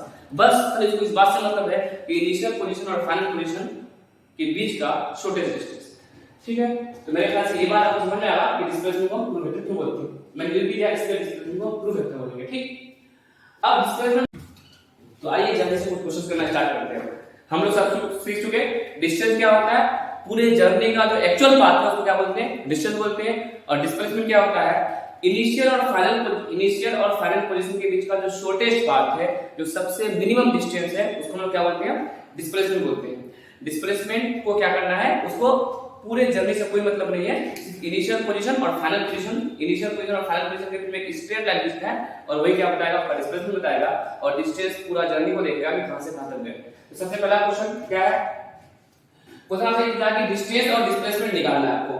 तो ये पहला क्वेश्चन है, आप ए से लेकर के ई तक आ रहे हो, ए से लेकर के कहां तक आ रहे हो, ई तक आ रहे हो, तो डिस्टेंस बताना है। तो डिस्टेंस तो देखो, अभी जो नर्सरी क्लास का बच्चा है उसको भी पूछेगा कि भाई डिस्टेंस क्या होता है, जितना पाथ कवर किया उसका एक्चुअल जर्नी कितना का हुआ, उन सब को जोड़ दो। 10 kilometre plus 6 plus 7 plus 2, 7 to 9, 9 और 6 15 और 15 और 10 25 किलोमीटर। डिस्टेंस कितना आ जाएगा, कोई दिक्कत नहीं, 25 किलोमीटर। डिस्प्लेसमेंट क्या बताया डिस्प्लेसमेंट के बारे में, डिस्प्लेसमेंट होता है जहां से आप जर्नी स्टार्ट किए और जहां तक पहुंचे, सिर्फ उन दो पॉइंट को दिखना, कुछ भी नहीं दिखना, किधर गए उससे कोई मतलब नहीं, उन दोनों को एक स्ट्रेट लाइन, सीधा लाइन जोड़ दो। ये आपको क्या बताएगा भाई, डिस्प्लेसमेंट। क्या बताएगा, डिस्प्लेसमेंट। और डायरेक्शन किधर से किधर होगा, इनिशियल टू फाइनल, क्योंकि डिस्प्लेसमेंट क्या है, वेक्टर है। वेक्टर के पास दो चीज होगा, एक मैग्नीट्यूड और डायरेक्शन। ध्यान रखना है। तो जरा देखिए इधर, इसको हम कैसे कैलकुलेट कर सकते हैं, तो इसको देखिए, यहां पे मैं एक राइट एंगल ट्रायंगल का फॉर्मेशन करवा सकता हूं। कैसे, इधर देखो टोटल कितना है 10 किलोमीटर और यहां तक कितना है 7 किलोमीटर। तो ये बचा हुआ लेंथ कितना हो गया, यहां से किलोमीटर में बात करूं कितना हो गया भाई, 3 किलोमीटर। कितना, 3 किलोमीटर। यहां से यहां कितना गया 6 किलोमीटर, इधर 2 किलोमीटर। ये बचा कितना, यहां से यहां तक टोटल 6 होगा, तो यहां पे कितना बचा, 4 किलोमीटर। मैक्सिमम जो आता होगा राइट एंगल ट्रायंगल को हम ऐसे देखते हैं, मान लो कोई राइट एंगल ट्रायंगल है, ठीक है, अगर एंगल यहां पे थीटा हो तो जिस पे थीटा एंगल बनाना उसको बेस बोलते हैं, इसको परपेंडिकुलर बोलते हैं और इसको हाइपोटेनस बोलते हैं। और सब जानते हैं फॉर्मूला h स्क्वायर बराबर क्या होता है, p square plus b square. इसको वेक्टर मेथड से भी सॉल्व करके प्रूव किया जा सकता है, और जो ट्रिग्नोमेट्री पढ़े होंगे उसको भी आता होगा। जिन बच्चों को नहीं आता है फिलहाल याद रखना कि यहां का जो लेंथ है उसको हाइपोटेनस बोलते हैं, उसका स्क्वायर करना है। और ये दो चीजें इनके स्क्वायर का सम करना क्या होगा, हमेशा इक्वल होगा। कब, जब यहां पे क्या होगा 90 डिग्री फॉर्मेशन होगा। तो दिख रहा है 90 डिग्री फॉर्मेशन हो रहा है मुझे। तो अगर इनको आप निकालना चाहें इसको, तो ये यहां पे जरा गौर करें, ये हाइपोटेनस है कि नहीं है, लेकिन हमारा जो डिस्प्लेसमेंट है वो किसके बराबर है, h के बराबर। हमको फॉर्मूला क्या पता है, h स्क्वायर का, यानी h स्क्वायर बराबर p square plus b square. जल्दी से कर ले, h स्क्वायर बराबर p कितना है 4 का स्क्वायर, b कितना है 3 का स्क्वायर, यानी h स्क्वायर बराबर कितना आ जाएगा 4 का स्क्वायर 16 और 3 का स्क्वायर 9, 16 और 9 कितना हो जाएगा 25। तो h बराबर क्या हो गया √25, यानी कितना आ जाएगा, कितना आ जाएगा बच्चों 5 किलोमीटर। डिस्प्लेसमेंट कितना आ गया 5 किलोमीटर। कितना, गौर कीजिए, डिस्टेंस कितना हुआ 25, डिस्प्लेसमेंट क्या हुआ 5। मैं बोला था जब भी अगर कोई पार्टिकल अपना डायरेक्शन बदल देगा तो डिस्प्लेसमेंट कम हो जाएगा और डिस्टेंस ज्यादा होगा। एक लिखा है distance is always greater than equal to displacement. जब तक स्ट्रेट पाथ में मूव करेगा तब तक तो डिस्टेंस डिस्प्लेसमेंट इक्वल होगा। जो ही पार्टिकल कर ले लिया तो डिस्टेंस बढ़ता जाएगा बट डिस्प्लेसमेंट क्या हो जाएगा, कम हो जाएगा। यहाँ पे पहले क्वेश्चन का सॉल्यूशन हुआ, ठीक है। जिन बच्चों को ऐसे बेसिक 7 क्लास तक का शायद नहीं पता ना हो, अगर पता हो तो बहुत अच्छी बात है। इस तरह से क्वेश्चन को आप भी कर सकते हैं, ठीक है। और बाकी 11th के बच्चे को भी तो आने ही आना चाहिए, ठीक। तो क्वेश्चन नंबर 2 देखते हैं जल्दी से हम लोग।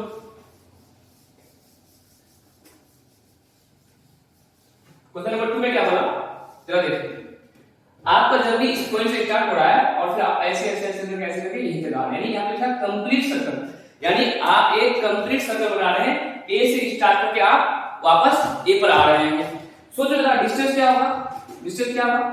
देखो मैं आपको एक जनरल फॉर्मूला भी बताऊंगा कि डिस्टेंस का निकालना है। सर्कुलर पाथ में उनकी जगह एक जनरल फॉर्मूला बताऊंगा ताकि आप इस क्वेश्चन को भी सोल्व कर पाए।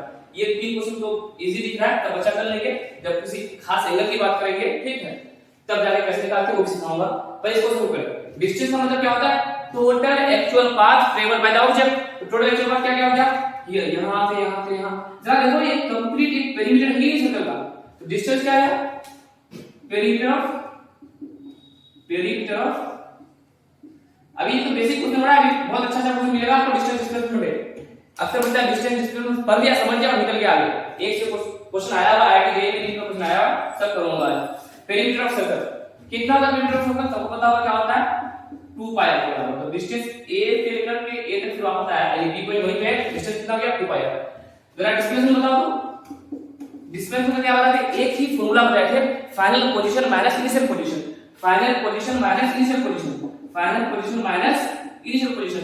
बताओ भाई फाइनल पोजीशन क्या है, ये तुम्हारा फाइनल पोजीशन और ये तुम्हारा इनिशियल पोजीशन, इसको कुछ भी ना बोलो, इस पोजीशन को 0 बोलो 50 बोलो कुछ भी बोल दो यार। फाइनल सेम पॉइंट पे अगर सेम पॉइंट को घटा दो तो पोजीशन को सेम पोजीशन से तो क्या आ जाएगा 0 आ जाएगा। आई थिंक सबको पता है डिस्प्लेसमेंट कितना आ गया 0 आ गया।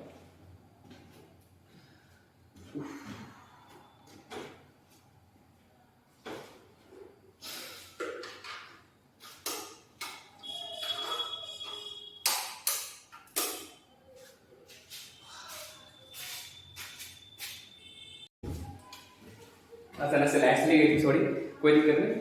थर्ड क्वेश्चन नंबर थर्ड देखते हैं जल्दी से। थर्ड नंबर में क्या है कि आप ए से बी गए, ए से लेकर के बी तक गए, जिसको सेमी सर्कल भी देख सकते हैं, मैं यहां पे लिख भी दिया हूं, इसका पाथ पता है सेमी सर्कल में दिख रहा है। और आपको क्या पूछा है डिस्टेंस और डिस्प्लेसमेंट।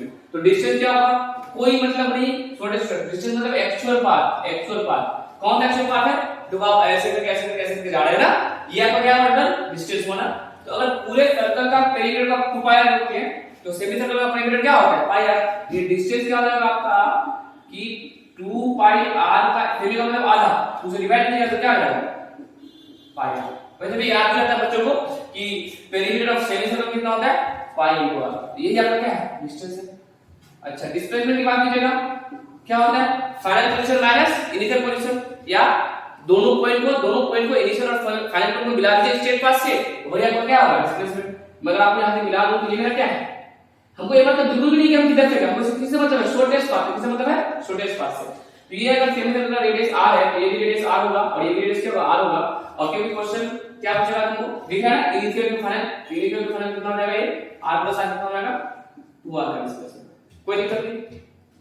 सॉल्यूशन नंबर 4 का देखिए क्वेश्चन नंबर 4। जब सर्कल क्या क्वार्टर सर्कल, क्वार्टर का मतलब क्या होता है 1/4, क्वार्टर का मतलब क्या होता है 1/4। ये सर्कल का 1/4 पोर्शन अगर आप गए, 1/4 पोर्शन अगर आप गए ए से लेके बी तक गए, जो एक सर्कल का 1/4 पोर्शन को कंप्लीट कर रहा है, कितना हो जाएगा डिस्टेंस। तो डिस्टेंस के बाद फिर एक्चुअल पाथ क्या होता है एक्चुअल पाथ, एक्चुअल पाथ कौन सा भाई यहां से यहां तक। अगर मैं कंप्लीट सर्कल बनाता, अगर मैं कंप्लीट सर्कल बनाता तो कितना होता डिस्टेंस 2 पाई होता। मैं बनाया कितना यहां पे, बनाया कितना सर्कल मेरा क्वार्टर मतलब 4 से डिवाइड है कितना, देखो सर्कल का 4 चौथा पार्ट है, एक पार्ट 2 3 4, तो एक चारों पार्ट का 2 पाई आर, तो एक पार्ट का कितना होगा 2 पाई आर बटे 4, यानी 4 की जगह क्या आ जाएगा पाई आर बटे 2। बात कीजिएगा डिस्प्लेसमेंट, क्या डिस्प्लेसमेंट। तो डिस्प्लेसमेंट का क्या समझे भाई कि the shortest path between initial and final position, ये रहा आपका इनिशियल पोजीशन और ये रहा फाइनल पोजीशन, इसके बीच का शॉर्टेस्ट पाथ कैसे पता चलेगा, दोनों पाथ को दोनों पॉइंट को क्या कर दो एक स्ट्रेट लाइन से मिला दो, दोनों पॉइंट को एक स्ट्रेट लाइन से मिला दो, यही आपका क्या था शॉर्टेस्ट पाथ। ये क्या होगा आपका डिस्प्लेसमेंट और ये क्या था आपका, ये क्या था आपका डिस्टेंस, डिस्टेंस मतलब s और ये मतलब डिस्प्लेसमेंट, ये था आपका डिस्टेंस और डिस्प्लेसमेंट क्या है ये, उसको कोई मतलब नहीं कि आप जल्दी की तरफ, तो क्या मतलब है इनिशियल और फाइनल पोजीशन से। जरा गौर करो, अगर मैं इधर को बाहर तक बनाऊं, क्या ये मेरा बी पॉइंट है और ये मेरा सेंटर है और ये मेरा क्या है डिस्प्लेसमेंट, क्या है डिस्प्लेसमेंट। अगर मैं इसको ऐसे नाम दूं तो दिख रहा है परपेंडिकुलर बेस दिख रहा है आपको, फिर वही फॉर्मूला क्या लगाओगे h² बराबर p² प्लस v²। देखो यहाँ बेस में भी कितना है, बेस में भी क्या है r के बराबर और परपेंडिकुलर में किसके बराबर है r के बराबर, रेडियस के बराबर, क्या आ जाएगा जैसे शुरू कीजिएगा h बराबर √2 p का स्क्वायर, यानी इसको स्क्वायर उस पाले को ऊपर कीजिएगा, p मतलब r, तो r का स्क्वायर प्लस v, v के जगह क्या है r का स्क्वायर, h बराबर कितना हो जाएगा r प्लस r का स्क्वायर 2r का स्क्वायर, कितना हो जाएगा h बराबर r तो बाहर जाएगा रूट से, कितना हो जाएगा r2, डिस्प्लेसमेंट कितना आ जाएगा √2 into r। कोई दिक्कत नहीं यहां से, यहां तक कोई दिक्कत नहीं आप लोगों को, डिस्टेंस और डिस्प्लेसमेंट आराम से निकाल सकते हैं।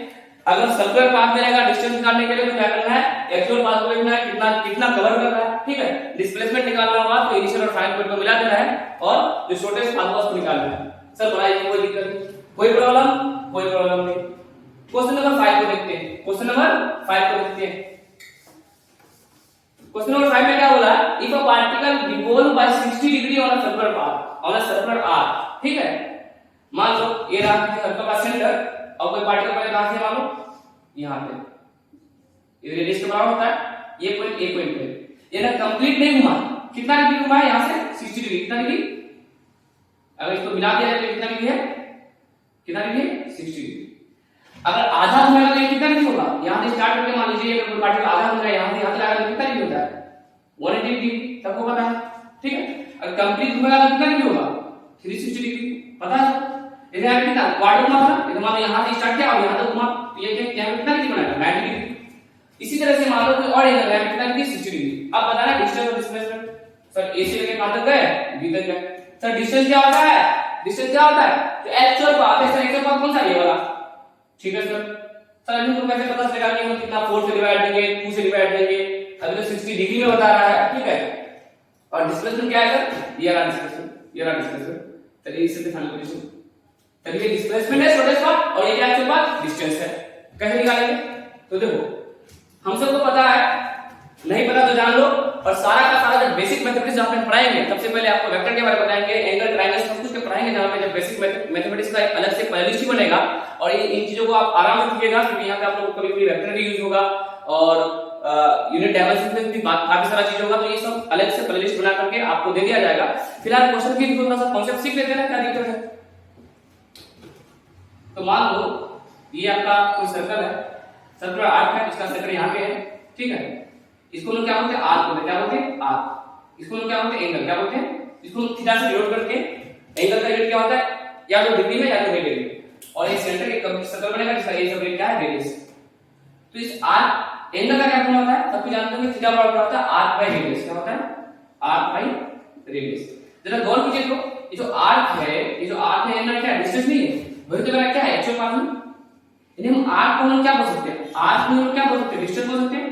और डिस्टेंस का कितना है, थीटा इनटू रेडियस मतलब आर, थीटा इनटू आर। तो ये जो आपका फॉर्मूला बन गया, जब भी सर्कुलर पाथ में रहेगा तो डिस्टेंस निकालने के लिए एक फॉर्मूला का क्या आ गया, डिस्टेंस बराबर थीटा इनटू आर। बट ध्यान क्या रखना, थीटा कितना होना चाहिए, थीटा इन रेडियन, कितना होना चाहिए, डिग्री में, कितने रेडियन में। जैसे पता होगा आप सबको क्या कि पाई रेडियन बराबर कितना डिग्री होता है 180 डिग्री, क्या अगर 2 पाई बोलेंगे तो 360 डिग्री, क्या पाई बाय 2 बोलेंगे तो 2 कर देंगे तो 90 डिग्री हो जाएगा। पाई बाय 4 करेंगे तो 4 से डिवाइड करेंगे कितना होगा 45 डिग्री। पाई बाय 3 करेंगे तो 3 से डिवाइड करेंगे कितना हो जाएगा 60 डिग्री। तो डिग्री में रखना है, हमको थीटा को रखना है, रेडियन में रखना है। तो आइए इस क्वेश्चन का हम क्वेश्चन नंबर 5 का डिस्टेंस निकालते हैं। तो डिस्टेंस का फॉर्मूला हमेशा कोई भी सर्कुलर पाथ का क्या फॉर्मूला लगा देना, कुछ समझ नहीं है तो थीटा इनटू आर। थीटा कितना डिग्री दिया 60 डिग्री, तो 60 डिग्री कितना रेडियन हुआ, देखो पाई बाय 3, पाई का मतलब क्या होता है 180 डिग्री बटे 3 की जगह 60 डिग्री आएगा ना। ये 60 डिग्री कितना रेडियन के बराबर होगा, पाई बाय 3 के बराबर, और 8 से मल्टीप्लाई कर दिया। तो आपका डिस्टेंस कितना आ गया, पाई आर बाय 3। डिस्टेंस कितना आ गया, पाई आर बाय 3, ठीक है। मैं फिर से रिपीट कर रहा हूं, कभी भी आपको कोई भी सर्कुलर पाथ में कोई ऑब्जेक्ट रहेगा उसका डिस्टेंस निकालना पड़ेगा, तो क्या करना है, थीटा इनटू आर। ये डिस्टेंस क्या होता है, तो आर का वही होता है, थीटा कितना होना चाहिए, रेडियन होना चाहिए, और आर क्या है, सर्कल का रेडियस, ठीक है। आप इसको वेरीफाई कर सकते हैं। इससे पहले वाला क्वेश्चन दोनों क्वेश्चन में, जैसे क्वेश्चन नंबर 3 में क्या है, इसमें डिस्टेंस कितना आया था, पाई आर आया था। क्वेश्चन नंबर 3 का सॉल्यूशन देखिए, डिस्टेंस कितना पाई आर आया था। तो यहां पे डिस्टेंस निकाले इस फॉर्मूला से। डिस्टेंस का फॉर्मूला क्या है, क्या से जानना है आपको, थीटा इनटू आर। देखिए यहां थीटा कितना लिखिए, देखिए जब मैं यहां तक यहां तक थीटा कितना 180 डिग्री होगा, 180 डिग्री होगा कितना radian, pi radian, pi into R. तो ये आया नहीं आया, बिल्कुल आया, ठीक है। कंप्लीट सर्कल में कितना आएगा 2 पाई आर, कंप्लीट सर्कल में थीटा कितना होगा 2 pi into R. Quarter circle में कितना आएगा, अभी जस्ट आप डिस्टेंस निकालते कितना आएगा, पाई आर बाय 2 आएगा। यहां पे एंगल कितना है, देखिए पाई बाय 90 डिग्री का मतलब कितना, पाई बाय। ये जो फॉर्मूला है ना, ये हमेशा मिलेगा किसी भी जनरल एंगल पे, ये आप लगा करके आराम से डिस्टेंस निकाल सकते हैं, ठीक है। अच्छा डिस्प्लेसमेंट, सवाल है सर डिस्प्लेसमेंट हम कैसे निकालेंगे। इससे पहले डिस्प्लेसमेंट बड़ा आसान था निकालना। देखिए तो ये रहा मेरा r + 2r, ये था मेरा डिस्प्लेसमेंट निकाला था, राइट एंगल बन गया, कोई दिक्कत नहीं। ये एंगल को भी निकाल लेना, राइट एंगल बन गया। लेकिन सर यहां तो एंगल को राइट एंगल नहीं, कितना डिग्री एंगल में 60 डिग्री है। अगर ये मान लीजिए राइट एंगल पे होता है तो आप निकाल सकते हैं 60 डिग्री। इसको कैसे करेंगे, इसको आप नोट डाउन कर लीजिएगा। इसी तरह से मैं अगर डिस्प्लेसमेंट का आपको क्या बता दूं, एक जनरल फॉर्मूला बता दूं, आप जो कहीं भी अप्लाई कर सकते हैं। तो डिस्प्लेसमेंट का फॉर्मूला क्या होगा, 2r sin θ by 2। बहुत इजी है, जब मैं आपको वेक्टर सिखाऊंगा तो वहां पे बताऊंगा एक्चुअली में डिस्प्लेसमेंट क्या होता है, final position minus initial position. तो फाइनल पोजीशन भी क्या है इस क्वेश्चन के लिए, वो भी ये भी किसके बराबर है, r के बराबर, और ये भी किसका बराबर, r के बराबर।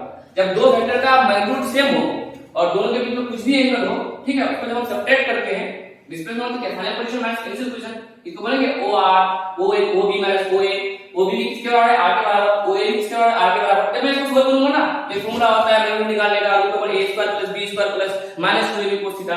सोलर में क्या आएगा, ये आएगा। फिलहाल आप इस फॉर्मूला को याद रखें, ठीक है। फिलहाल जो आप क्लास 11 में पहुंचेगा तो वहां पे सिखाया जाएगा। उसके अलावा भी मैं जब आपको अभी जस्ट एक अलग से प्लेलिस्ट बनाऊंगा वेक्टर का, बेसिक मैथ्स का, तो वहां पे इन सारी बातों को बताऊंगा, ठीक है, कि जब वेक्टर को सब्ट्रैक्ट करते हैं तो वहां पे मेरा क्या रिजल्ट होता है, आपको कैसे निकालते हैं। तो अगर आप इस तरह के क्वेश्चन को करने के लिए डिस्प्लेसमेंट का ये फॉर्मूला याद रखिएगा, आप सारे क्वेश्चन कर लीजिएगा। क्या फॉर्मूला याद रखना है, 2r * sin θ/2। चलो इस क्वेश्चन को करते हैं यार।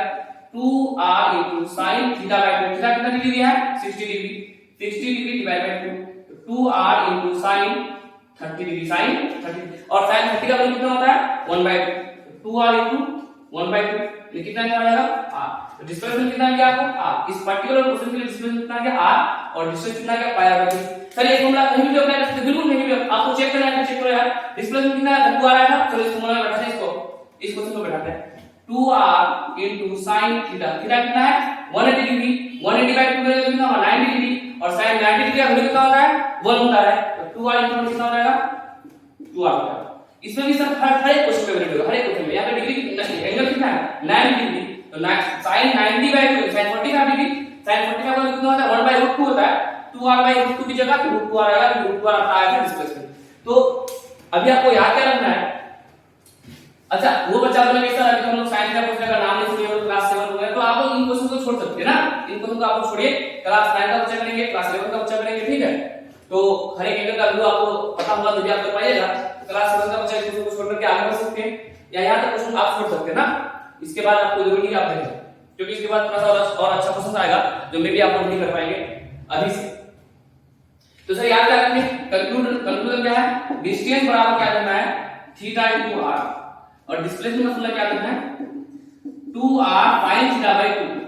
सर किस तरह के क्वेश्चन को करने के लिए, जब पार्टिकल किसी सर्कुलर पाथ में रहेगा, पार्टिकल क्या रहेगा, सर्कुलर पाथ में रहेगा, चाहे वो सेमी सर्कल बनाए, कंप्लीट सर्कल बनाए, क्वाड्रेटिक सर्कल बनाए, कोई भी एंगल पे बनाए, 30 डिग्री घूमे, 45 डिग्री घूमे, 60 डिग्री घूमे, किसी भी 120 डिग्री घूमे, 260 डिग्री, कोई भी एंगल दे दे आपको, आप आराम से उसको डिस्टेंस और डिस्प्लेसमेंट निकाल के बता सकते हैं।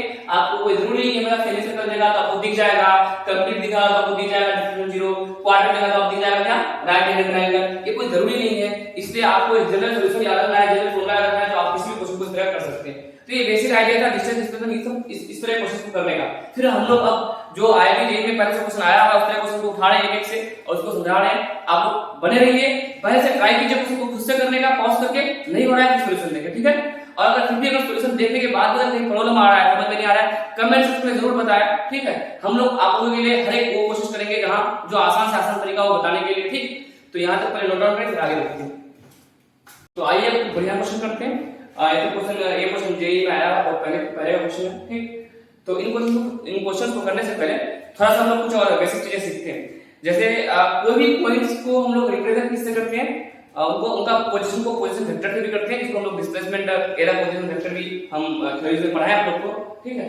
फॉर एग्जांपल कि बेसिकली जो यूज होगा ना, तो आपको क्या यूज होगा, एक्स एक्सिस, वाई एक्सिस और जेड एक्सिस, जो तीनों आपस में क्या होंगे, परपेंडिकुलर होंगे।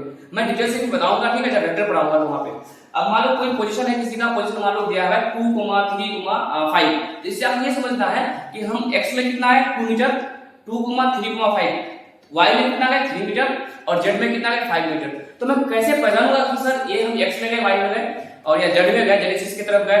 तो इनको पहचानने के लिए ना कुछ बेस वेक्टर है, यूनिट वेक्टर, जो क्या बताता है, इन एक्सिस का डायरेक्शन के बारे में बताता है, जिसको हम लोग क्या i कैप, j कैप और k कैप से जानते हैं। यानी x एक्सिस का डायरेक्शन को किससे जानते हैं हम लोग, i कैप से, ठीक है। अगर आप x एक्सिस में जाइएगा आगे की तरफ, अगर मान लीजिए एक्सिस है, ये क्या बताएगा i कैप। अगर नीचे लिखेगा 5i कैप तो समझ जाएगा आदमी कि 5 मीटर s पॉजिटिव x की तरफ, -5i कैप लिखेगा तो समझेगा 5 मीटर नेगेटिव x की तरफ, ठीक है। अगर लिखेगा 3j कैप समझ जाएगा 3 मीटर y की तरफ, ठीक है। लिखेगा 4k कैप तो समझ जाएगा 4 मीटर z एक्सिस की तरफ। तो सबसे पहले आपको ये जानना है कि i कैप जो होता है क्या होता है, direction of x axis, j cap जो होता है ये क्या होता है, डायरेक्शन ऑफ y एक्सिस, और k कैप जो होता है वो क्या होता है, डायरेक्शन ऑफ z एक्सिस, ठीक है। फॉर एग्जांपल आप अगर ऐसे बात कीजिएगा कि जैसे कि लिखा है 2, 3, 4, इसका मतलब 2i कैप, अगर आप डायरेक्शन के साथ बताइएगा तो डिस्प्लेसमेंट के बारे में बताइएगा, डिस्प्लेसमेंट क्या वेक्टर होता है, डायरेक्शन का बताना पड़ेगा, और फिर 3j के प्लस 4k के। और अच्छी बात ये है कि अगर आपको इसका मैग्नीट्यूड निकालना कि 2,3,4 जो है, मान लीजिए यहाँ पे 2,3,4 ये लोकेशन है, 2 मीटर x की तरफ, 3 मीटर y की तरफ और 4 मीटर z की तरफ अगर आएंगे तो यहाँ पहुंच जाएंगे, ठीक है भाई। 2x की तरफ, 3y की तरफ और 4z की तरफ, ये आपका मान लो x एक्सिस है, ये x एक्सिस है, ये x एक्सिस, ये y एक्सिस और बाहर की तरफ z एक्सिस। तीनों आपस में क्या होते हैं, परपेंडिकुलर होते हैं। डिटेल से बताऊंगा यार जब ब्रैकेट में पढ़ाऊंगा, ठीक है। x एक्सिस, y एक्सिस और बाहर का हम लोग z एक्सिस बोलते हैं, ठीक। तो जरा सोचो, अगर मैं इस पोजीशन के बारे में बताऊं तो बताओ इसका डिस्प्लेसमेंट क्या होगा। तो डिस्प्लेसमेंट क्या होता है, इनिशियल पोजीशन और फाइनल पोजीशन के बीच का शॉर्टेस्ट डिस्टेंस। तो हमको ये इसका डिस्टेंस निकालना है ना। तो ऐसे क्वेश्चन जब वो i j k में रहेगा तो डायरेक्ट इसका मेथड ऑफ निकाल सकते हैं। मान लीजिए कोई वेक्टर है जिसका ये लोकेशन है, तो इसका आपको अगर मैग्नीट्यूड निकालना होगा तो क्या करना है, एक फार्मूला है √a² + b² + c² + 2ab cos theta. तो हर सबके बीच में कितना है cos थीटा, मतलब a और b के बीच में कितना एंगल है, या xy के बीच में 90 डिग्री, सबके बीच में 90 90 है, तो cos 90 का कितना 0 होता है। सारे टर्म्स कैसे लोग क्या करते हैं, बस इनका और इनका स्क्वायर, यानी क्या 2 का स्क्वायर, या अगर उसको ऐसे लिखेगा वेक्टर a बराबर, इनको मान लीजिए x बोल दीजिए, ax i के ay j के प्लस az k के। तो मैग्नीट्यूड क्या होगा इसका, √a का स्क्वायर जो भी रहेगा वहां पे 2 का स्क्वायर, ay का स्क्वायर प्लस az का स्क्वायर। ये जो मैग्नीट्यूड देगा क्या देगा आपको, इनिशियल और फाइनल पोजीशन के बीच का शॉर्टेस्ट पाथ देगा, और शॉर्टेस्ट पाथ को हम लोग क्या बोलते हैं, डिस्प्लेसमेंट बोलते हैं, ठीक है। तो ये थोड़ा सा बेसिक आइडिया हमने बताया आपको। तीन चीजों को हम लोग वेक्टर में अच्छे से पढ़ने वाले हैं, ठीक। वहां पे पहले बहुत जल्दी वेक्टर का क्या आ जाएगा। फिलहाल क्वेश्चन के थ्रू ही कुछ कांसेप्ट को समझते हुए क्वेश्चन कर सकते हैं आराम से। ये क्वेश्चन जेईई में आया था, जेईई आया है, a body moves 6 meter north, 8 meter east and 10 meter vertically upwards. What is its resultant displacement from initial to final position? From initial to final position direction दे दिया है, सिर्फ और सिर्फ क्या बोला है, रिजल्टेंट डिस्प्लेसमेंट, यानी डिस्प्लेसमेंट का जो मैग्नीट्यूड है वो निकालना है, डायरेक्शन नहीं निकालना है। तो ठीक है, क्वेश्चन क्या बोला है, 6 मीटर नॉर्थ। तो आप सबको पता है, अगर मैं बताऊं तो नॉर्थ साउथ ईस्ट क्या होता है। ये तो मान लीजिए ये अगर आपका जल्दी लिखिए, इधर क्या है, नॉर्थ है, ये क्या है, नॉर्थ, ये क्या है आपका साउथ है, और ये वेस्ट और ये ईस्ट है ना, नॉर्थ साउथ ईस्ट वेस्ट ऐसा होता है। और फिर मान लीजिए इसको क्या बोलेंगे, अपवर्ड डाउनवर्ड ऐसे बोलेंगे। तो मैं इसको तो यहाँ पे बोर्ड में कैसे बनाता हूँ उसको, तो ऊपर को मैं नॉर्थ बोल देता हूँ, नीचे को मैं साउथ बोल देता हूँ, ठीक है। और ये रहा मेरा ईस्ट और ये रहा मेरा वेस्ट, ठीक। तो जरा देखिए 6 मीटर नॉर्थ की तरफ किधर गए, 6 मीटर नॉर्थ की तरफ गए, और 8 मीटर हम लोग ईस्ट की तरफ गए, और 10 मीटर हम लोग किधर गए, वर्टिकली अपवर्ड में। वर्टिकली अपवर्ड मतलब इधर बोल सकते हैं ना, ऊपर की तरफ ऐसे, ठीक है। अगर ऐसे देखा जाए और ऐसे अगर देखिएगा आप ईस्ट वेस्ट को, ठीक है, अगर ऐसे देखिएगा ये आपका क्या है, ये क्या है आपका नॉर्थ साउथ ईस्ट वेस्ट और वर्टिकली अपवर्ड, ठीक है। अब जरा गौर कीजिएगा, ये जो ब्लैक वाला मार्कर है किधर है, एक्स एक्सिस की तरफ है, जो ईस्ट और वेस्ट किधर होता है, एक्स एक्सिस, जो नॉर्थ साउथ होता है वो किधर होता है, वाई। ये कौन सा एक्सिस है, ये कौन सा एक्सिस है, देखिए जरा, ये कौन सा एक्सिस है, जेड एक्सिस, कौन सा एक्सिस, जेड एक्सिस। और इसको लोग क्या बोलते हैं, वाई एक्सिस। ये ऊपर वाला ब्लू कौन सा है, Y axis, X axis, Y axis और जेड एक्सिस, ठीक है। तो अगर ये तीनों चीज में, तो अगर आप बोला तो क्या बोला है, 3 मीटर, जल्दी से देखते हैं इस क्वेश्चन को समझते अच्छे से। 6 मीटर नॉर्थ की तरफ, यानी इधर कितना गया हम, 6 मीटर नॉर्थ की तरफ, इधर कौन सा, जेड एक्सिस है ना, जेड एक्सिस है। और उसके बाद 8 मीटर ईस्ट की तरफ, इधर गए हम 8 मीटर गए। उसके बाद 10 मीटर अपवर्ड वाई एक्सिस में गए। तो अगर इसको आप अगर इसको वेक्टर में लिखना चाहिए क्या बोलेगा, उसका लोकेशन क्या है, 6 मीटर नॉर्थ की तरफ, ठीक है। नॉर्थ का मतलब क्या है, ये वाला नॉर्थ इधर है, इधर नॉर्थ इधर है, ठीक है। तो इसको क्या बोलेगा, माइनस की तरफ है ना। अगर जेड एक्सिस की बात करेंगे तो क्या लिखेगा, -6 जेड एक्सिस। जेड एक्सिस का डायरेक्शन किससे रिप्रेजेंट करते थे, के कैसे -6 के, ठीक है। उसके बाद 8 मीटर ईस्ट, ईस्ट कौन सा था, ये नॉर्थ साउथ ईस्ट कौन सा था, वो वाला डायरेक्शन। ईस्ट को हम क्या बोलेंगे, पॉजिटिव एक्सिस, तो प्लस 8 आई कैप, ठीक है। फिर साथ में क्या है, 10 metre vertically upward. 10 metre vertically upward मतलब कौन सा एक्सिस हो गया, देखिए वर्टिकली अपवर्ड मतलब कौन सा एक्सिस, ये वाला मार्कर, ब्लू वाला मार्कर, वाई एक्सिस के लिए ऊपर के नीचे, ऊपर का मतलब पॉजिटिव, नीचे का मतलब नेगेटिव। तो वर्टिकली अपवर्ड बोला है, मतलब वाई एक्सिस को हम किससे डिवाइड करते हैं, जे कैप से, किससे, जे कैप से। तो प्लस 10 जे कैप। अगर आप इस फॉर्म में लिख दिए और आपको क्या पूछा है, इसका रिजल्टेंट, अभी जैसे बता रिजल्ट का फॉर्मूला क्या है, इसका कोएफिशिएंट का स्क्वायर, तो -6 का स्क्वायर प्लस 8 का स्क्वायर प्लस 10 का स्क्वायर, ये कितना गया, 36 प्लस 64 प्लस 100 यानी 200, कितना जाएगा 200 100 से 10 बाहर लगा, 10√2 यानी कितना रिजल्ट आ गया 10। ऑप्शन नंबर ए सही है। ठीक है, बड़ा इजी क्वेश्चन है, बस मैं फिर से रिपीट कर दे रहा हूं। आप किसी भी पोजीशन को वेक्टर फॉर्म में लिख सकते हैं क्या, अगर वो X axis Y axis Z axis में हो। अगर जेड एक्सिस में हो नेगेटिव की तरफ तो बोलेगा माइनस के है, अगर उसके बाद क्या है एक्स एक्सिस पॉजिटिव की तरफ तो आई कैप और वाई एक्सिस पॉजिटिव की तरफ तो जे कैप। अब कैसे पता नहीं कि सर एक्स वाई जेड यार आराम से देख सकते हो, नॉर्थ साउथ ईस्ट वेस्ट तो बना ही सकते हो, अपने घर में बना सकते हो बैठ करके। इधर क्या होता है नॉर्थ होता है, इधर क्या होता है साउथ होता है, होता है ना, इधर नॉर्थ होता है साउथ होता है, इधर ईस्ट होता है, इधर वेस्ट होता है, सबको दिख रहा होगा। और उसको ऊपर नीचे बोल देंगे तो यदि मेरा नॉर्थ और साउथ वाला जो मार्कर है ब्लैक वाला मार्कर किस डायरेक्शन में, जेड एक्सिस, मैं इसको एक्स एक्सिस बोलता हूं, इसको वाई एक्सिस बोलता हूं, मैं इसको अगर एक्स बोलता हूं और इसको वाई बोलता हूं। ये मेरा क्या जेड है, देखो ये मेरा वाई है, ये मेरा जेड है और मेरा क्या एक्स है। अब तो दिख रहा होगा, अब तो दिख रहा होगा, अब तो दिख रहा होगा। ठीक है, तो ये नॉर्थ साउथ वाला है मेरा क्या है, नॉर्थ साउथ वाला मेरा जेड एक्सिस है और ईस्ट वेस्ट वाला मेरा कौन सा डायरेक्शन, ईस्ट वेस्ट वाला एक्स एक्सिस है और वर्टिकली अपवर्ड या डाउनवर्ड टेबल का कौन सा एक्सिस है मेरा वाई एक्सिस है। तो एक्स एक्सिस का डायरेक्शन हम लोग किससे डिनोट करेंगे आई कैप से, वाई एक्सिस का जे कैप और जेड एक्सिस का के कैप। पॉजिटिव की तरफ होगा तो पॉजिटिव के साथ, नेगेटिव की तरफ होगा नेगेटिव के साथ, नेगेटिव के साथ। जब उनको आप आई कैप जे कैप के कैप में लिख पा जाएगा उसका वैल्यू निकालना बड़ा सिंपल है। जो भी कोएफिशिएंट होगा आई जे के साथ उनका क्या करना है स्क्वायर करके रूट ओवर लिखना है। ये एक वेक्टर, एक तो वेक्टर में पढ़ाएंगे ही पढ़ाएंगे, लेकिन उसके बावजूद भी आप इस तरह क्वेश्चन को यहां पे कर सकते हैं। थोड़ा कॉन्सेप्ट को बताइए, बता के मैं इस क्वेश्चन आपको सोल्व करके दिया। ठीक है, यहां तो बता रहे हैं, आगे देखते हैं क्वेश्चन करते हैं। क्वेश्चन क्या है, एक aeroplane flies 400 metre north and 300 metre south then 1200 metre upwards, find net displacement.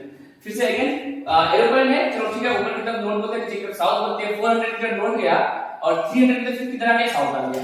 यानी अगर यहां से स्टार्ट किया तो 400 मीटर गया, 400 मीटर गया मान लो, ठीक है, और फिर यहां से कितना आ गया 300 मीटर नीचे आ गया। तो फाइनली अगर यहां से जर्नी स्टार्ट किया, यहां से जर्नी स्टार्ट किया, वहां से कितना मीटर ऊपर हुआ देखा जाए तो 100 मीटर ऊपर। ठीक है, 400 मीटर ऊपर गया नॉर्थ की तरफ, वहां से साउथ आ गया 300 मीटर। ठीक, यहां से अगर 400 मीटर है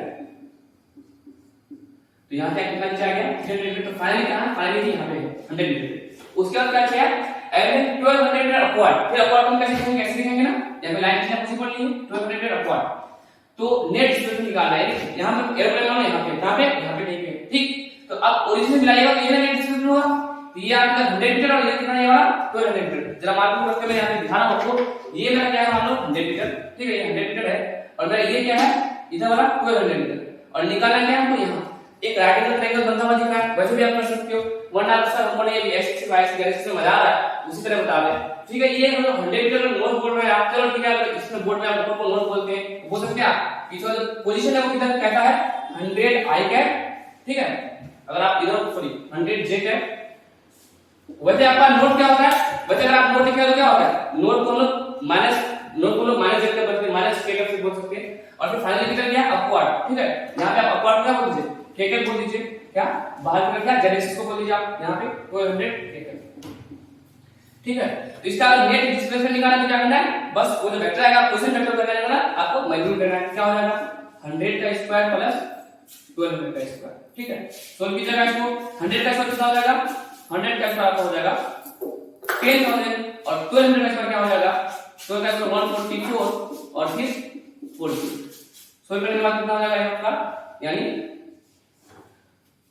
14 और 4000 यानी 14 और 14,000। ठीक है, 144,000 और इधर कितना 10 यानी 154 4 के साथ। ठीक, तो जिसमें से आपका 4 में से 2 जीरो बाहर आएगा और बचेगा कितना अंदर में 154। आराम से कर सकते हैं, इसको कोई दिक्कत नहीं है। ठीक, जो भी अंदर आएगा तो आपका नेट डिस्प्लेसमेंट आप इधर से भी निकाल सकते हैं। अब जो बच्चा इंटरेस्टेड है कि सर नहीं हमको X axis Y axis Z axis को सीखना है, बस कुछ दिन वेट कर लीजिए। ठीक है, फिर जब वेक्टर पढ़ाया जाएगा आपको वहां पे तो पोजीशन वेक्टर के बारे में अच्छे से बताया जाएगा। बस फिर आप ऐसा समझिए कि आप अगर मान लीजिए इसको नॉर्थ बोलते हैं, इसको साउथ बोलते हैं, इसको ईस्ट बोलते हैं, इसको वेस्ट बोलते हैं और इसको मान लीजिए अपवर्ड बोलते हैं, ऐसे भी कर सकते हैं। नॉर्थ का मतलब क्या हो गया प्लस जे के, ठीक है, साउथ का मतलब माइनस जे के, है ना, plus Y axis minus Y axis. East का मतलब क्या बोलेगा आप प्लस एक्सिस, वेस्ट का मतलब क्या बोलेगा माइनस एक्सिस। और यहाँ पे क्या इसको अपवर्ड पे क्या मिलेगा, इधर जेड एक्सिस को प्लस किया गया और अंदर को माइनस किया गया, उस तरह से दिखा सकते हैं। और एक्चुअल में क्या होता है, बस नोट पास इस वैसे होता है, ठीक है, कोई दिक्कत नहीं। क्वेश्चन को सॉल्व करने के लिए वैल्यू निकालने के लिए आप आई जे कैप, क्योंकि वो उनका रूल नहीं होता, जैसे उनका कोएफिशिएंट का होल स्क्वायर करना होता है, तो इस तरह से भी आप आराम से सॉल्व कर सकते हैं। ये भी क्वेश्चन प्रीवियस से आया हुआ है, ठीक है। और एक आध क्वेश्चन लेते हैं, ठीक, उतारिए यहाँ पर। एक और अच्छा क्वेश्चन आप लोगों के सामने है, ठीक है, इसको करते solve. A wheel of radius 1 meter rolls forward, एक चक्का है आगे की तरफ घूम रहा है, रोल कर रहा है, ठीक। आफ्टर हाफ रिवोल्यूशन, चक्का आधा घूम जाने के बाद, चक्का जब आधा घूम जाएगा तो चक्का का जो व्हील का जो नीचे वाला पोर्शन है जस्ट ऊपर चला जाएगा। After half revolution on a horizontal ground, the magnitude of the displacement of the point of wheel in contact with the ground. जैसे मान लो ये वाला व्हील है, ठीक है, ये वाला पॉइंट क्या है, ग्राउंड से कांटेक्ट में, ठीक। इतना लिखो, मान लो मैं आर बोलता हूं, बाद में वो टू आर यूज कर लूंगा। इस पॉइंट को मैं नाम दूं पॉइंट ए, पॉइंट ए। जब ये आगे घूमेगा, आगे आधा चक्कर लगाने के बाद ये पॉइंट कहां चला जाएगा, ऊपर चला जाएगा ना, ये घूमने वाली यहां पहुंच गया, यहां पहुंच गया। इसका आधा चक्कर कंप्लीट होने वाली है, जो ए पॉइंट है वो कहां जाएगा, यहां जाएगा। अब क्या निकालने वाला है कि ये जो ग्राउंड में पॉइंट टच हो रहा था उसका डिस्प्लेसमेंट कितना हुआ। तो डिस्प्लेसमेंट किसको बोलते हैं भाई, दोनों पॉइंट को मिलाने वाले शॉर्टेस्ट पाथ को क्या बोलते हैं, डिस्प्लेसमेंट बोलते हैं। फिर हमको ये निकालना है, बड़ा इजी है। अगर ये r है तो इसका डायरेक्ट कितना होगा, 2r के बराबर। ये आपको किसके बराबर, क्या किसके बराबर, 2r के बराबर। अच्छा जरा देखिए, ये सर्कल कहां से माना गया, आधा चक्कर लगाया, कितना चक्कर लगाया, आधा चक्कर। आधा चक्कर, एक चक्कर अगर पूरा लगाएगा कितना ही आगे जाएगा, जितना इसका पेरीमीटर होगा, उसका पेरीमीटर कितना होता है, 2 पाई r के बराबर। अगर ये पूरा चक्कर एक चक्कर ऐसे आगे घूमेगा तो कितना आगे जाएगा भाई, इसका पेरीमीटर के बराबर। इसका पेरीमीटर किसका होता है, 2 पाई r के बराबर। फिर पूरा चक्कर लगाया, क्या लगाया, कितना लगाया, आधा चक्कर। आधा चक्कर लगाने का मतलब ये कितना घुमा इसका पेरीमीटर, आधा पेरीमीटर घुमा है, और आधा पेरीमीटर मतलब ये कितना आगे चला गया, पाई r। कितना आगे गया, पाई r के बराबर। कितना समझो, अगले चक्का पूरा आगे जाता, पूरा घूमते घूमते आगे जाता, तो ये कितना आगे का डिस्टेंस कितना कवर करता, इसका पूरा घूमने का मतलब क्या हुआ, यहां से यहां पूरा कितना घुमा पाया हुआ। बट क्वेश्चन में क्या बोला है, आधा घुमा है, मतलब ये पोर्शन नीचे वाला ऊपर चला गया, तो ये कितना आगे घुमा, ये डिस्टेंस यहां से कितना घुमा पाया, और ये निकालना है। अब आपको दिख रहा है ये क्या है, राइट एंगल ट्रायंगल। क्या है भाई, राइट एंगल ट्रायंगल। कैसे निकालते हो, h बराबर root over p square plus b square. p क्या है, देखो p क्या है, 2r के बराबर है, रूट ओवर 2r का स्क्वायर प्लस b क्या है, रूट ओवर पाई r का स्क्वायर। अगर दोनों जगह से आज को कॉमन ले लीजिएगा और r बाहर किया तो r आपका बाहर तो आ ही जाएगा, और अंदर निकाला जाएगा रूट ओवर 2 का स्क्वायर 4 2r का स्क्वायर होल स्क्वायर, ठीक है। 2 का स्क्वायर 4 प्लस पाई का स्क्वायर, यानी रूट ओवर 4 प्लस पाई का square 4 plus pi square into r, ठीक है, pi r 2r। Option 2 pi root 2 pi, यहां पे r छूट गया है, यहां पे r छूट गया है, ऑप्शन नंबर सी से, ऑप्शन नंबर सी। तो आपको इससे क्या निकालना था, डिस्प्लेसमेंट निकालने वाला था। एक व्हील जब क्या लगाएगा, आधा चक्कर आगे बढ़ेगा ना, आधा चक्कर जब आगे बढ़ेगा तो डिस्प्लेसमेंट क्या होगा, ये ग्राउंड वाला पॉइंट कितना होगा, तो ग्राउंड वाला पॉइंट आधा चक्कर बाद जैसे यहां चलाएगा, कंप्लीट चक्कर के बाद वो वापस आ जाता, बट आधा चक्कर बाद क्या होगा, जस्ट ये उसके ऊपर चला जाएगा। तो ये डिस्प्लेसमेंट मतलब दोनों का शॉर्टेस्ट पार्ट। यहां क्या है, क्वाड के बराबर है, आधा चक्कर लगाया मतलब कितना आगे कितना गया, यानी इसका आधा आगे गया, यानी इसका आधा कितना पाया के बराबर, और ये निकालना है। ये क्वेश्चन आपको किया, उम्मीद करते हैं कि आप लोग कुछ नया सीखे होंगे और क्वेश्चन को लगाना सीखेंगे। देखो डिस्टेंस और डिस्प्लेसमेंट अगर निकालने को बोलेगा तो आपके थ्रू बोलेगा कि चलो ठीक है, एक पार्टिकल यहां से आ गया, यहां से आ गया, बताओ डिस्टेंस डिस्प्लेसमेंट। नहीं यार, क्वेश्चन ये भी नहीं देगा कि एक राइट एंगल ट्रायंगल बना दिया ऐसे कि यहां एक से एक सीधा है तो बताओ डिस्टेंस और डिस्प्लेसमेंट, ये सब नहीं पूछेगा।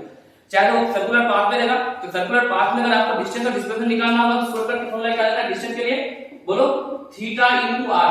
याद है थीटा कितना होना चाहिए, रेडियन में, रेडियन में। अच्छा, अगर डिस्प्लेसमेंट निकालना होगा तो फॉर्मूला क्या है, 2r sin theta by 2, 2r sin theta by 2। इस तरह क्वेश्चन देगा, या फिर आपको देगा कि 30 मिनट नॉर्थ की तरफ, 40 मिनट ईस्ट की तरफ, और इधर की तरफ उधर की तरफ, और फिर आप डिस्प्लेसमेंट का मैग्नीट्यूड बताइए।